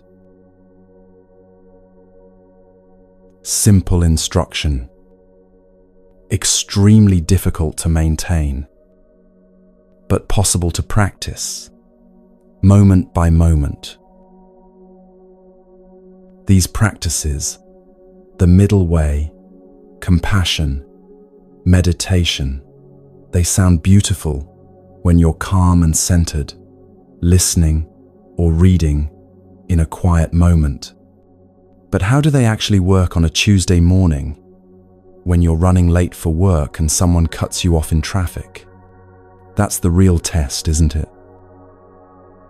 The Buddha never said you had to go to a monastery. He never suggested that spiritual practice happens somewhere separate from ordinary life. He said simply, wherever you are, be awake there. Your kitchen becomes a temple when you practice there. Your commute becomes a meditation hall when you bring awareness to it. Your difficult conversation becomes a training ground when you stay present through it. Morning offers your first opportunity, that moment when you transition from sleep to waking, before you grab your phone, before thoughts fully form, one conscious breath, right there. Just one. Feel yourself breathing. Recognize, I'm alive. This is a gift. Not as a thought to think, but as a truth to feel. Eating becomes practice when you give one bite your full attention. Not every bite. That might be unrealistic at first. But one bite where you actually taste the food, feel its texture, notice its temperature, recognize the extraordinary fact that this food exists and is nourishing your body. Gratitude arises naturally from that attention, not as a performance or a should, but as a genuine response to actually experiencing what you're receiving. Walking anywhere, to your car, to the bathroom, down the hallway, feel your feet. The ground is supporting you completely, reliably, always there beneath you. Each step is arriving, not just going somewhere, but being somewhere with each foot placement. You're not trying to get anywhere. You're experiencing being exactly where you are with each step. Working, even boring or frustrating work, becomes a training ground for presence. Answering emails with full attention to each one, rather than rushing through on autopilot. Meetings become opportunities to practice deep listening instead of waiting for your turn to talk. Even mundane tasks, filing, organizing, data entry, can you be awake while doing them? Can you feel your hands moving, notice your breath continuing? Stay present with what is, rather than wishing you were doing something else. Speaking consciously transforms your relationships. Pause before responding. Just 1 second of space between hearing and speaking. In that pause, ask, is this necessary? Will these words create peace or conflict? Am I speaking from presence or reacting from old patterns? Your words are seeds planted in the world. Choose them with awareness of what you're planting. Listening might be the hardest practice of all. Really listening, not waiting for your turn to talk, not formulating responses while the other person is still speaking, not judging or comparing or agreeing or disagreeing, just receiving what they're offering. The gift of being truly heard is so rare in our world. When you offer that gift through genuine listening, you're practicing profound compassion. Difficult moments test everything you've learned. Someone honks aggressively behind you. Can you feel the anger arising in your body before you react? Notice the heat, the tightening, the impulse to honk back or shout or make a gesture. In the space between their honk and your response, freedom lives. That space is where you can choose how to respond rather than reacting automatically from conditioning. Evening becomes a time for gentle reflection without harsh judgment. Where were you awake today? Where were you asleep? Running on autopilot? Not beating yourself up for the moments you missed, but simply noticing with kind awareness. Tomorrow brings another opportunity, another day of practice, another chance to show up more fully to your own life. You don't need to be perfect at any of this. Perfection isn't the goal and wouldn't be useful if it were possible. You just need to notice. Notice when you're present. Notice when you're not present. Notice the difference between the two states. The noticing itself is awakening happening in real time. As you practice this way, really practice it. Not just think about practicing it. Something begins to shift. You start to see what the Buddha saw 2,500 years ago under that tree. Something that changes everything about how you experience the world and your place in it. You start to notice that nothing exists in isolation, that you're intimately connected to everything around you in ways both obvious and subtle. Your breath contains oxygen created by trees halfway around the world. Your thoughts are shaped by conversations, books, experiences stretching back before your birth. Your actions ripple outward, touching lives you'll never meet.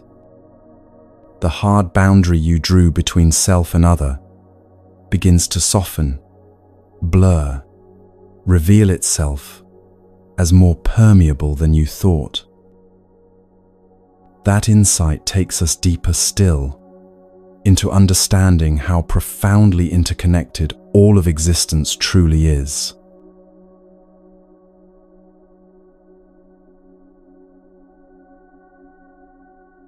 Pick up anything near you right now, anything at all. Maybe a cup sitting on the table, your phone in your hand, a piece of fruit in the kitchen. Now let me show you how it contains the entire universe. Let's say you picked up an apple. Simple, ordinary, unremarkable. But look deeper. That apple came from a tree, obviously. But before the tree, there was a seed. Before the seed, there was a parent tree that produced it. Before that tree, another seed, another tree, back through countless generations of apple trees stretching into deep time. The soil that fed the seed, it was made from decomposed leaves, broken down rock, the remains of countless organisms that lived and died to create that rich earth. Millions of years of geological processes ground mountains into minerals. Billions of bacteria worked invisibly to transform matter into nutrients. Rain watered that soil. Where did the rain come from? Oceans heated by the sun, water evaporating, rising, condensing into clouds, traveling on winds shaped by the Earth's rotation and temperature gradients. The rain connects your apple to every ocean on the planet.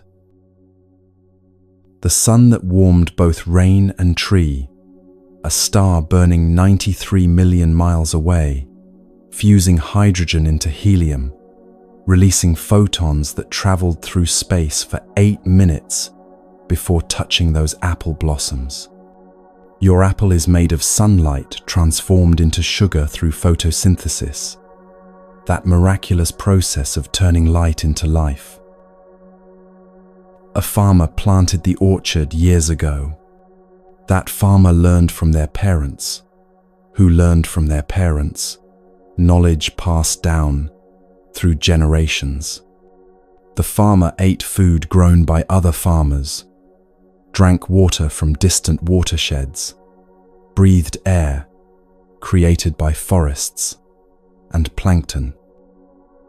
The farmer's entire life, with all its joys and struggles, is woven into this apple.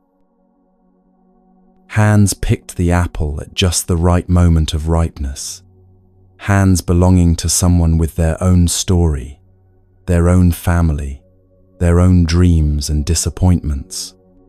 Maybe they were thinking about their children while picking.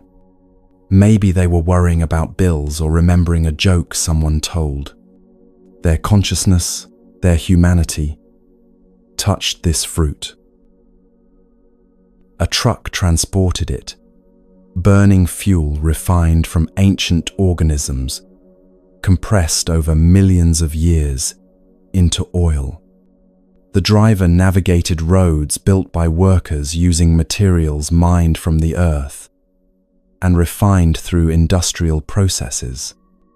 The truck itself was designed by engineers, manufactured by assembly line workers, shipped from factories powered by electricity, generated at distant power plants.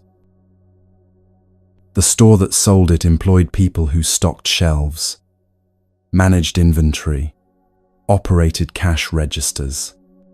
You bought it with money earned through your own labor, work made possible by education you received from teachers who devoted their lives to passing on knowledge they received from their teachers, back through an unbroken chain of human learning stretching to the first person who ever taught anything to anyone. Back and back and back, threads of connection extending in every direction through time and space. There's nothing in that apple that's apple alone. It's made entirely of non-apple elements: sunlight, soil, water, human labor, geological time, cosmic processes. Remove any one of those elements, and you have no apple. And so are you. You're made of your mother's body, the literal substance of her that became the substance of you. The food you've eaten through your entire life, plants and animals that gave their existence to continue yours. Every meal you've ever consumed is now walking around as part of your body. You're made of words you've heard, language that shaped how you think, stories that formed your understanding of what's possible, conversations that altered the direction of your life. Ideas from books written by people you'll never meet live in your mind, as if they were your own thoughts. You're made of pain you've survived, experiences that felt like they would break you, but instead broke you open, creating space for wisdom and compassion you couldn't access before. You're made of love you've received, every kind word, every supportive presence, every moment someone saw you truly and accepted what they saw. Every person you've ever met has left traces in you. The teacher who believed in you changed your trajectory. The friend who betrayed you taught you something about trust and boundaries. The stranger who smiled at you on a difficult day reminded you that kindness exists. They're all in you now, part of the fabric of who you've become. Every moment you've lived has shaped this moment. You're not a fixed thing, but a process, a flowing together of countless causes and conditions. A verb disguised as a noun. The Vietnamese monk Thich Nhat Hanh created a word for this reality: into being. Not being, but into being. We are. You can't be by yourself alone. You can only interbe with everything else. Why does this matter so profoundly? For gratitude, first of all. When you see how nothing is truly yours in the sense of being independent and self-created, gratitude becomes a natural response to existence itself. The meal you eat represents infinite generosity. Not just the obvious generosity of whoever prepared it or paid for it, but the generosity of soil and sun and rain, of farmers and truckers and grocery workers, of plants giving themselves to become your nourishment. You're receiving constantly, every moment, from the entire universe. Nothing you have is really yours in the possessive sense. It's all borrowed, all gift, all temporary. Even your body is borrowed from the earth and will return to it. This recognition doesn't diminish life. It deepens appreciation for the miracle of having anything at all. For responsibility, this understanding transforms everything. Your actions ripple outward through the web of connection in ways you can't fully track. Harm anyone, and you harm yourself because there's no real separation, only apparent boundaries. Help anyone, and you help yourself through the same interconnection. There is no way to throw things. Trash goes somewhere, affects something, enters the cycle. Carbon emissions warm the atmosphere that surrounds us all. Plastic in the ocean becomes plastic in fish, becomes plastic in your body. Every action has consequences that return, perhaps not directly, but inevitably through the interconnected web. For compassion, interbeing provides the deepest foundation possible. Their suffering is your suffering, not because you should care out of some moral obligation, but because at the deepest level, there's no actual separation between you and them.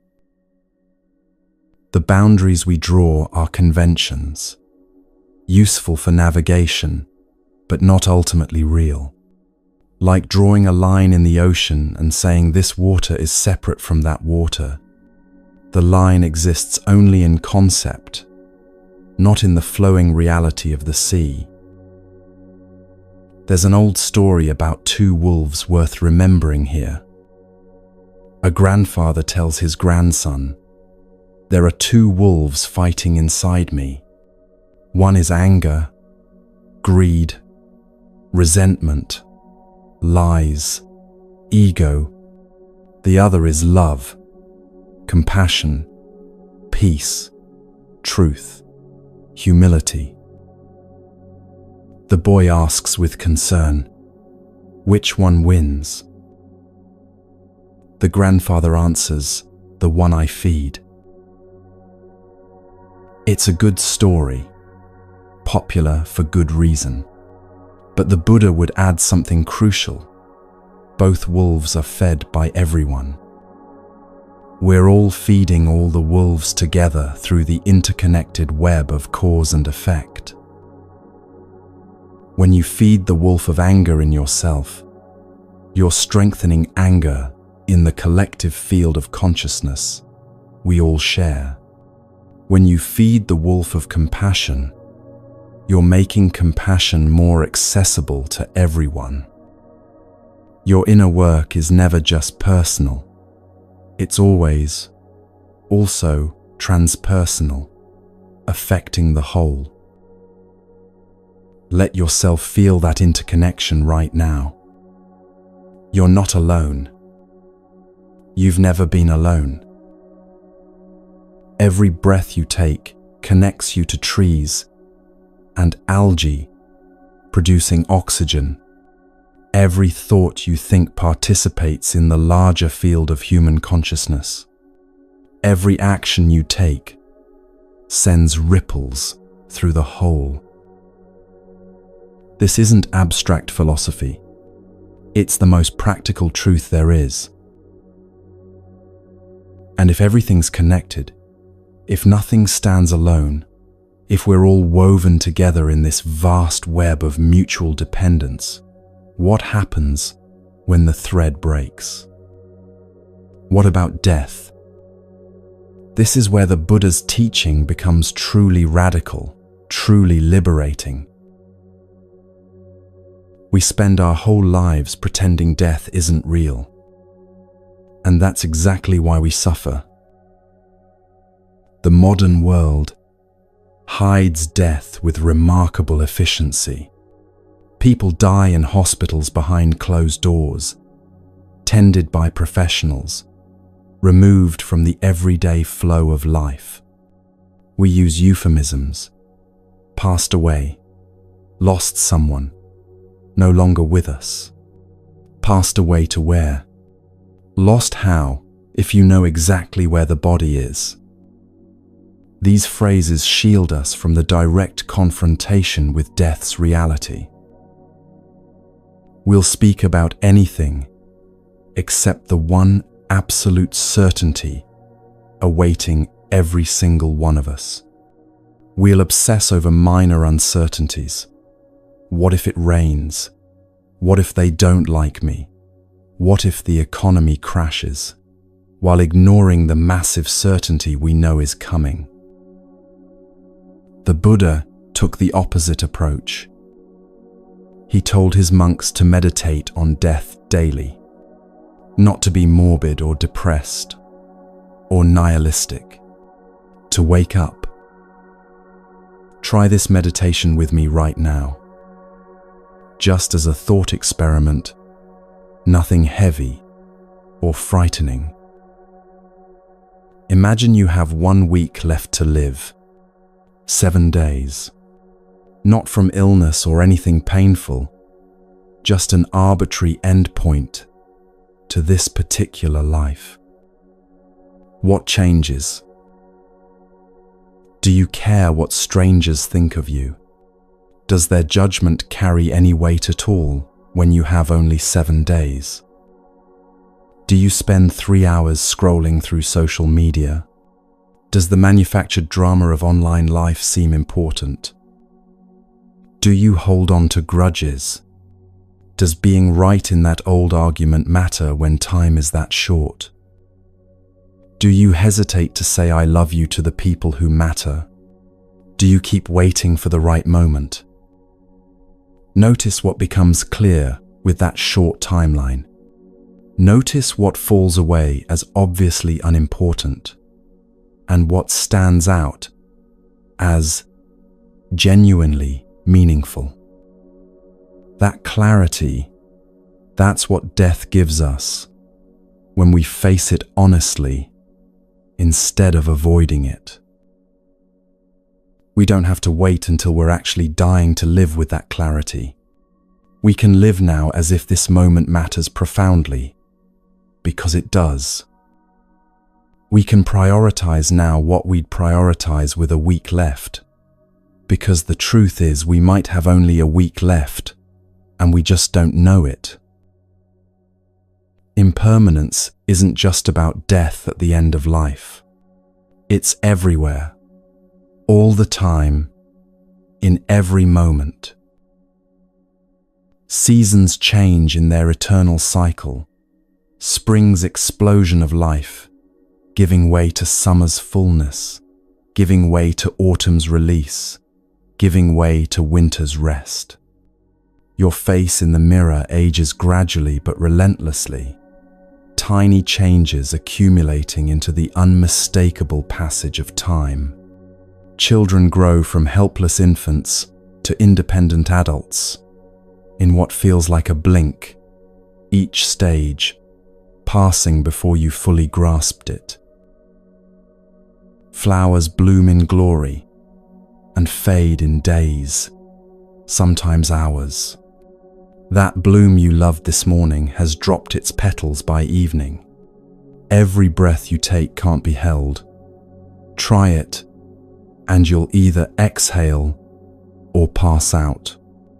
Even breath itself demonstrates impermanence, this constant flow of taking in and letting go. Watch an autumn leaf fall when you get the chance. Really watch it. It doesn't resist the separation from the branch.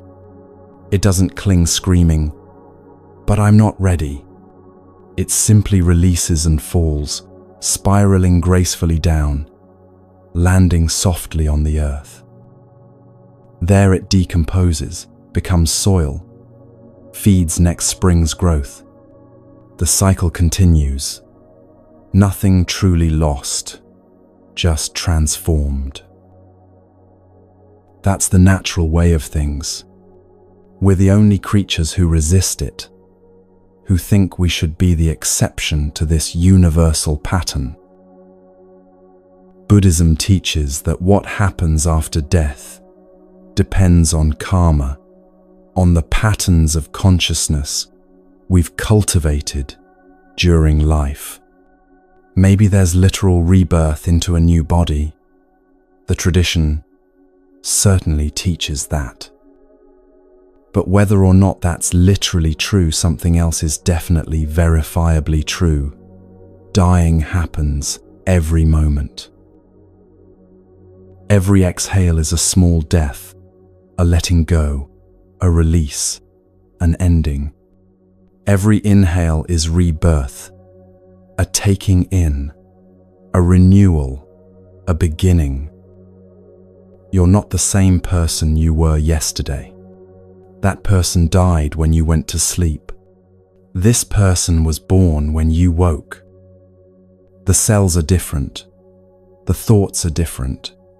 The precise configuration of who you are has shifted. Death isn't just this one big event at the end. It's happening constantly, every moment, as one configuration gives way to the next. You're dying and being reborn continuously. When you truly understand this, the final death becomes less frightening. It's just one more instance of what's been happening all along. Traditional Buddhism speaks of the bardo, the in-between state, after death, but before the next birth. The texts describe it as a period where the mind experiences vivid visions, projections of its own consciousness. Those with wisdom recognize these appearances as empty, as projections, and aren't caught by them. Those with strong attachments and aversions get pulled by their reactions, drawn toward the next birth. But here's the teaching that matters most practically. You die as you lived. If you lived with fear dominating your days, you'll face death with fear. If you lived grasping desperately at control, you'll grasp desperately in those final moments. If you learn to let go in small ways throughout your life, letting go of anger when it arises, letting go of how things should be, letting go of grudges and resentments, then death is just one more letting go. Familiar territory, practiced ground. There's a Zen story about a master on his deathbed. His students gathered around weeping, devastated at losing their teacher. The master looked at them and laughed, not cruelly, but with genuine amusement and lightness. "What's all the fuss about?" he asked. "I've been practicing this moment my whole life." Every time you practice presence, you're preparing for death. Every time you release an emotion without getting hooked by it, you're learning how to let go of the biggest thing. Every time you accept change instead of resisting it, you're making friends with impermanence. Every time you stop clinging to how things should be and accept how things are, you're practicing for the ultimate letting go. You're learning to be free from the fear that makes life small and anxious. The Buddha said something that hits differently depending on when you hear it. The trouble is, you think you have time. Let that land fully. Let it penetrate your habitual assumptions about having tomorrow. You might have time, you might have decades, or you might not. None of us actually knows. The assumption of time is just that, an assumption, not a guarantee. Death isn't the enemy here. Forgetting we'll die is the enemy. Because when you remember, truly remember, not just intellectually, but in your bones, everything changes. Life becomes precious instead of taken for granted. This moment becomes everything instead of just a stepping stone to some future moment that will finally be the right one. People become treasured instead of obstacles or tools. Petty concerns reveal themselves as petty. What truly matters stands out in sharp relief. This isn't morbid. It's the most life-affirming practice there is. And when you see death clearly, when you see that everything passes, including this temporary configuration you call yourself, something profound shifts in your priorities. You stop living exclusively for yourself alone. You start to see a bigger purpose, a larger frame for existence. The Buddha had a word for people who wake up this way: bodhisattva.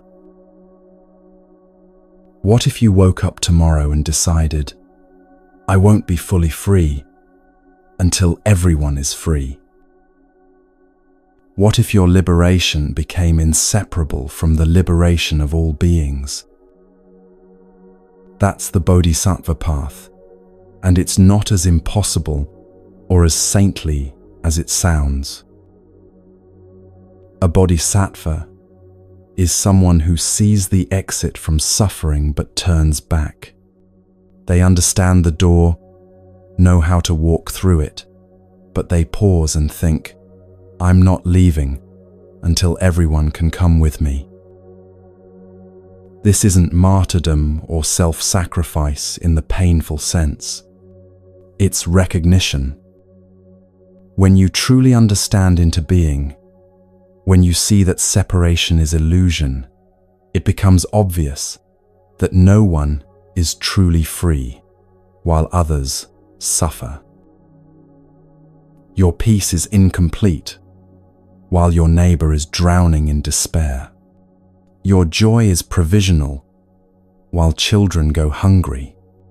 Your enlightenment is partial, while others remain in darkness. Not because you should feel guilty about your own well-being, but because, at the deepest level, there's no your well-being separate from their well-being. The Bodhisattva takes 4 great vows that sound utterly impossible. Beings are numberless. I vow to free them all. Delusions are endless. I vow to cut through them. Teachings are infinite. I vow to learn them. The Buddha's way is unsurpassable. I vow to embody it. Of course, it's impossible. That's precisely the point.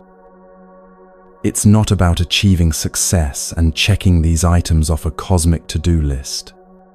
It's about direction, about orienting your entire life toward the welfare of all beings.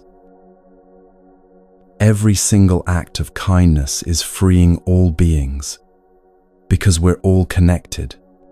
When you help one person find peace, you've added peace to the collective consciousness we all share. When you embody compassion in one moment, you've made compassion more available everywhere. The work is never wasted, never futile, even when results aren't visible.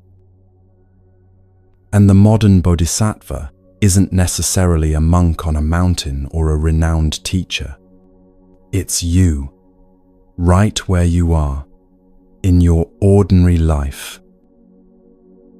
It's the teacher who stays late to help a struggling student, not for recognition, but because that's what's needed. The nurse who holds a dying patient's hand when there's nothing medical left to do. The stranger who stops to help someone whose car broke down on the highway. The person who listens deeply when everyone else is too busy or distracted. The friend who shows up again and again, even when it's inconvenient. Small acts done with full presence and genuine care. That's the bodhisattva path in action. There's a beautiful paradox at the heart of this practice. When you stop trying to save yourself and focus instead on serving others, you save yourself. When you release your fixation on your own enlightenment and work toward others' freedom, you become free. It works because self-concern is the root of suffering. The constant monitoring of, am I okay? Do I have enough? Am I safe? Do people like me? That vigilant self-referencing creates the prison. When you shift attention away from yourself and toward how you can help, that prison dissolves not through effort, but through redirection. I'll tell you a story about a bodhisattva in a grocery store. Nothing dramatic, nothing that would make the news. She was standing in line waiting to check out. The person ahead of her was counting out coins, clearly short of what they needed, embarrassed and stressed. The cashier was getting impatient. People behind were sighing. She simply handed the cashier a few dollars to cover the difference. No big deal from her perspective. Just what was needed in that moment. But for that person, they were having the worst day of their month. Lost their job, worried about rent, feeling like the universe was hostile. That small gesture changed something fundamental. Reminded them that humans can be kind, that strangers sometimes help for no reason, that goodness exists in the world. They went home in a completely different state. Instead of collapsing in despair, they felt enough hope to call their sister they'd been fighting with for months. They reconciled. The sister, relieved and happy, had energy that evening to help her elderly neighbor who'd been struggling. The neighbor mentioned it to someone else who felt inspired. Ripples spreading outward from one small choice, one moment of responding to what was needed without thinking about personal gain. That's how it works. Not through grand gestures that get recorded and celebrated, though those have their place. Through daily choices, moment by moment decisions about whether to reduce suffering or add to it. That's the only question that matters. Will this action decrease suffering or increase it? The Buddha understood this perfectly. Thousands of candles can be lighted from a single candle, and the life of the candle will not be shortened. Happiness never decreases by being shared. Feel the truth of that. Your light doesn't diminish by lighting another candle. Your peace doesn't decrease by helping someone find peace. Your freedom expands when you work toward others' freedom. This is the mathematics of consciousness. It multiplies through sharing rather than dividing. And at the heart of this vow, at the center of living for others, at the core of the Bodhisattva path, is one final practice. The hardest one and the most freeing one. Learning to open your hands and let go of everything you've been clutching. That's where freedom truly lives.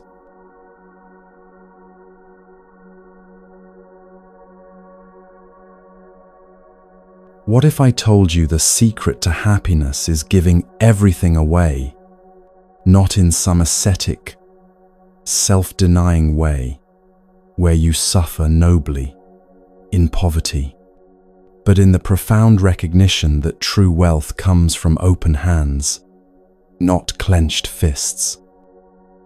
That freedom lives in letting go, not holding on. Generosity is the practice that completes the circle, that transforms everything else we've explored from concept into lived reality.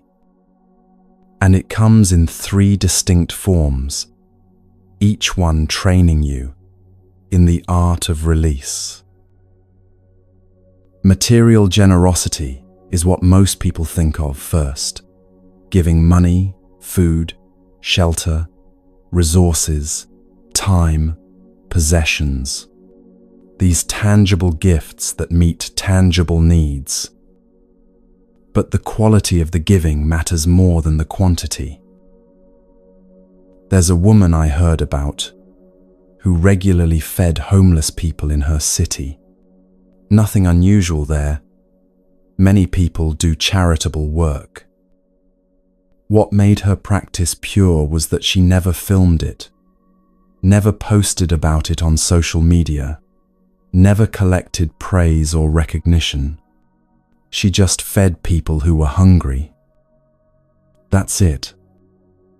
That's pure generosity, giving freely, without seeking anything in return, not even the subtle payment of being seen as generous.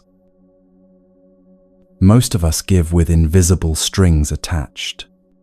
We donate and want acknowledgement. We help and want gratitude. We give gifts and want to be remembered for them. The Buddha asks, can you give without any of that? Can the giving itself be enough? The second form is generosity of knowledge, teaching without withholding, sharing everything you know without keeping secret tricks or special techniques for yourself. There's a scarcity mindset that says, if I share what I know, I'll lose my advantage, my value, my special position. But knowledge works differently than material things. When you give away a possession, you no longer have it. When you give away knowledge, you still have it, and the other person has it too. Knowledge multiplies through sharing. Teaching something deepens your own understanding. This doesn't diminish you. It expands you. Every time you help someone understand something, you clarify it further for yourself. Every time you pass on wisdom, you strengthen that wisdom's presence in the world. The third form is the rarest and perhaps most precious: generosity of presence. In our fragmented, distracted world, the gift of true attention has become extraordinarily rare. Being actually there with someone, phone away, mind present, not planning your response while they speak, not thinking about what you need to do next, just fully receiving them as they are in this moment. When was the last time someone gave you their complete, undivided attention for more than a few minutes? When was the last time you gave that gift to someone else? This generosity of presence might be the most valuable thing you can offer another human being: the experience of being fully seen and heard. But we resist giving. We resist all three forms for the same underlying reason: fear of scarcity. If I give money, I'll have less for myself. If I give time, I won't have enough left for my own needs. If I share knowledge, I'll lose my competitive edge. If I give full attention, I'll miss something important happening elsewhere. The mind generates these fears automatically, trying to protect you from depletion. But watch what actually happens when you give. Love multiplies when given. Loving someone doesn't diminish your capacity to love others. It expands it. Knowledge grows when shared. Teaching clarifies and deepens understanding. Presence strengthens when offered. Being fully with someone trains your capacity for presence in all situations. The paradox of generosity is real and testable in your own experience. The more you give, the wealthier you feel. Not because people reciprocate, though sometimes they do. Not because you're building good karma, though that happens too. But because giving itself fills you in a way that accumulating never does. Accumulation creates anxiety. Now you have something to protect, something to lose, something to worry about. Giving creates lightness, less to protect, less to lose, less to manage and control. The relief of open hands versus the tension of clenched fists. But for generosity to truly transform you, it needs one crucial ingredient: detachment. Giving without strings means exactly that. No invisible threads connecting you to what you gave. No expectation of return. No need for thanks or recognition or even acknowledgement that it happened. Helping without needing to be seen as helpful. Loving without needing to own or control the beloved. This is the hardest practice because the ego wants credit for everything. Detachment is not indifference. This distinction is crucial. Indifference is cold, checked out, not caring about outcomes because you're not engaged. Detachment is warm, fully engaged, caring deeply while simultaneously releasing attachment to specific outcomes. It's like building a sandcastle on the beach. You can build it beautifully with full attention and creativity and care, knowing the tide will take it. You enjoy the building. You appreciate the temporary creation. And when the waves come, you let it go without suffering because you understood from the start that this was temporary. That's detachment with care. So how do you practice this? How does this become real in your daily life, rather than just inspiring ideas? Give something today, anything at all. It doesn't have to be money or possessions. Could be a genuine smile to someone who looks tired. Could be your parking spot to the person circling desperately. Could be letting someone else be right in a conversation where being right doesn't actually matter. Just practice opening your hand in some way, however small. Notice where you grip tightly. Where in your life do you clench, hold on, refuse to release? What are you afraid to lose? That fear points to your edge, to the place where your specific work with letting go needs to happen. That's where freedom is waiting for you specifically, not freedom in general, but your freedom. Let go of one thing today. Maybe it's a physical object you've been keeping out of some vague sense that you might need it someday. Maybe it's an old grudge you've been carrying, replaying the injustice, rehearsing what you should have said. Maybe it's a belief about yourself that no longer serves you. I'm not the kind of person who does that. I've always been this way.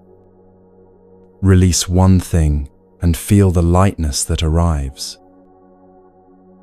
The liberation comes gradually through practice. When you have nothing to protect, you're fearless. Not because you're brave, but because there's nothing to be afraid of losing.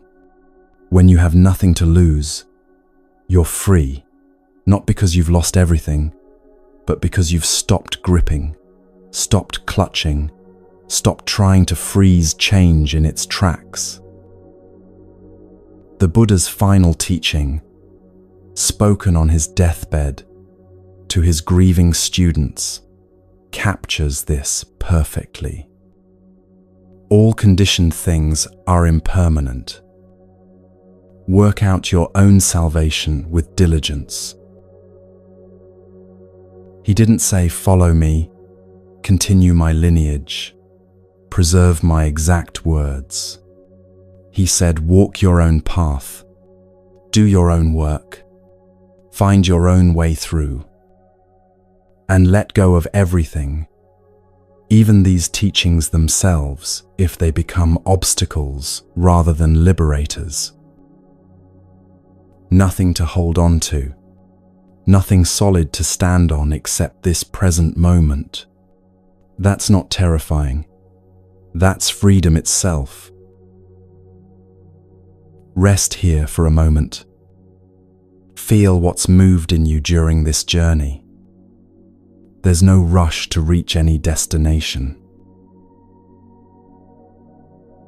And now we've walked this whole path together. From the first question at the very beginning, why does my mind feel like a storm? To this moment of understanding, of coming home. Let me bring us full circle. Remember at the beginning, the storm in your mind, the restlessness, the seeking, the sense that peace was always one step away. You thought you needed to calm the storm, find the right technique, the right practice, the right understanding that would finally make the chaos stop. Get your life arranged just right so the internal turbulence would settle. But the Buddha taught something radically different. You are the sky. The storms pass through you. They always have. The sky doesn't fight the storms, doesn't try to push them away or make them different, doesn't identify with them or believe they're permanent. The sky just is. Vast, spacious, unchanging, while weather patterns move through it. Sometimes clear blue peace, sometimes raging thunderstorms, sometimes gentle rain, sometimes oppressive heat. The sky remains the sky through all of it. That's what's changed through this teaching. Not the storms themselves, but your relationship to them. You can see them coming now sometimes. Oh, there's that familiar anxiety building, that old pattern of self-criticism starting up, that habitual anger responding to perceived slights. You watch them arise with recognition rather than being instantly swept into their current. You watch them pass. Everything does eventually, doesn't it? The overwhelming emotion that felt like it would last forever dissolves.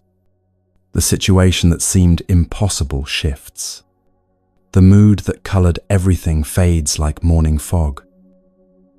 You've seen enough weather patterns now to trust that this too shall pass. You don't believe they're forever anymore. Even the pleasant states, you don't grasp at them desperately trying to make them stay, because you understand they're also temporary. This understanding doesn't make life less rich.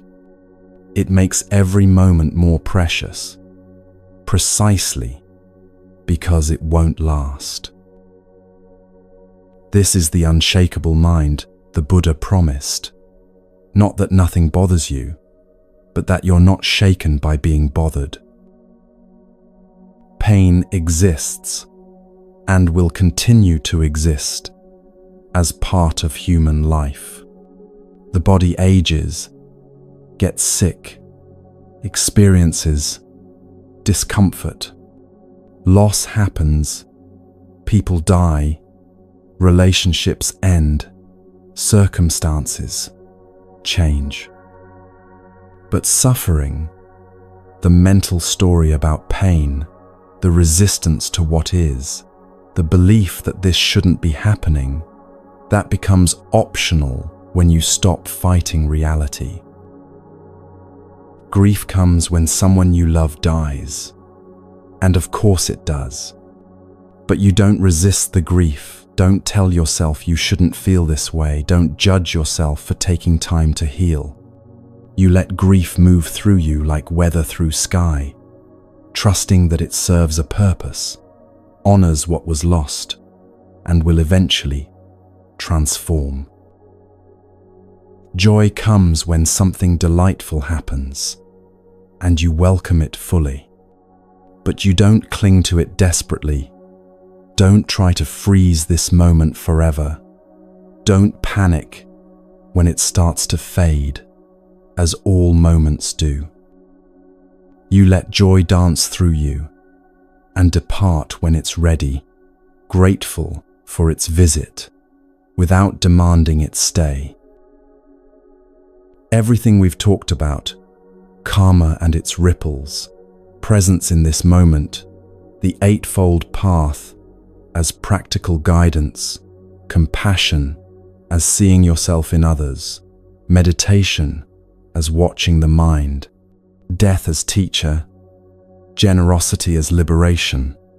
It's all one teaching, one truth seen from different angles, like walking around a diamond and seeing different facets catch the light. And that truth is simple, almost disappointingly so. You are already whole. You are already home. You just forgot for a while.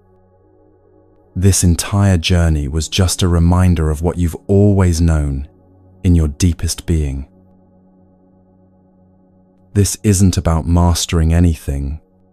Mastery isn't the goal, couldn't be the goal, because that would just be another thing for the ego to grasp at and use to feel superior. This is about beginning and then beginning again, and then beginning again. Every single day you wake up, you begin again. That's the practice. Infinite fresh starts, infinite opportunities to choose presence over distraction, kindness over harshness, opening over closing. Start small, impossibly small. One conscious breath, where you actually feel the air moving in and out. One kind word offered without calculation. One moment of letting go, when your hands want to clench. That's enough. That's everything. You'll forget these teachings. You'll get angry at stupid things. You'll be petty in arguments. You'll scroll mindlessly through your phone for an hour and wonder where the time went. You'll fall into old patterns that you thought you'd moved beyond. That's okay. That's what being human looks like. The difference now is that you'll notice, maybe not immediately, maybe hours or days later, but eventually you'll catch yourself and recognize what happened. And noticing is awakening. That moment of recognition, oh, I was lost in thought. Oh, I was reacting from old conditioning. Oh, I forgot to be present. That moment is enlightenment happening right there. You don't need to be perfect.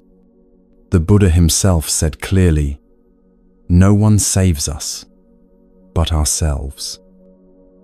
No one can, and no one may. We ourselves must walk the path, not follow someone else's path, not wait for rescue from outside.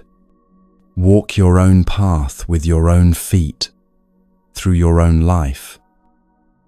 These teachings are just a map, and the map is not the territory. At some point you fold up the map and start walking, and your walking is what makes it real. If you're still here with me now, thank you. Thank you for walking this path together, for bringing your attention and your heart to these words, for being willing to look at difficult truths and beautiful possibilities. Drop a comment if you feel moved to tell me where you are in the world, what time it is, where you're listening. I love imagining this teaching spreading out across the planet like light spreading across water. Maybe someone in Tokyo is hearing these words as dawn breaks. Maybe someone in Brazil is winding down their day with this as companion. Maybe someone in London, Cairo, Sydney, Vancouver is right here with you right now, listening to the same words at the same moment. We're all here together in this vast web of connection. May you be at peace with what is. May you be free from the suffering created by resistance. May you know your own unshakable nature, that sky-like awareness that nothing can disturb because it contains everything. May all beings everywhere be free from suffering. Until we meet again, whether in another teaching or just in the shared space of consciousness that connects us all, rest well, dear friend. The path is always here when you're ready to walk it. It's been here for 25 centuries and will be here for 25 more. It's patient. It waits. And you are already walking it just by being alive, by breathing, by reading or hearing these words, by caring enough about your own freedom and the freedom of all beings to have stayed with this teaching from beginning to end. That's not a small thing. That's everything. Rest now.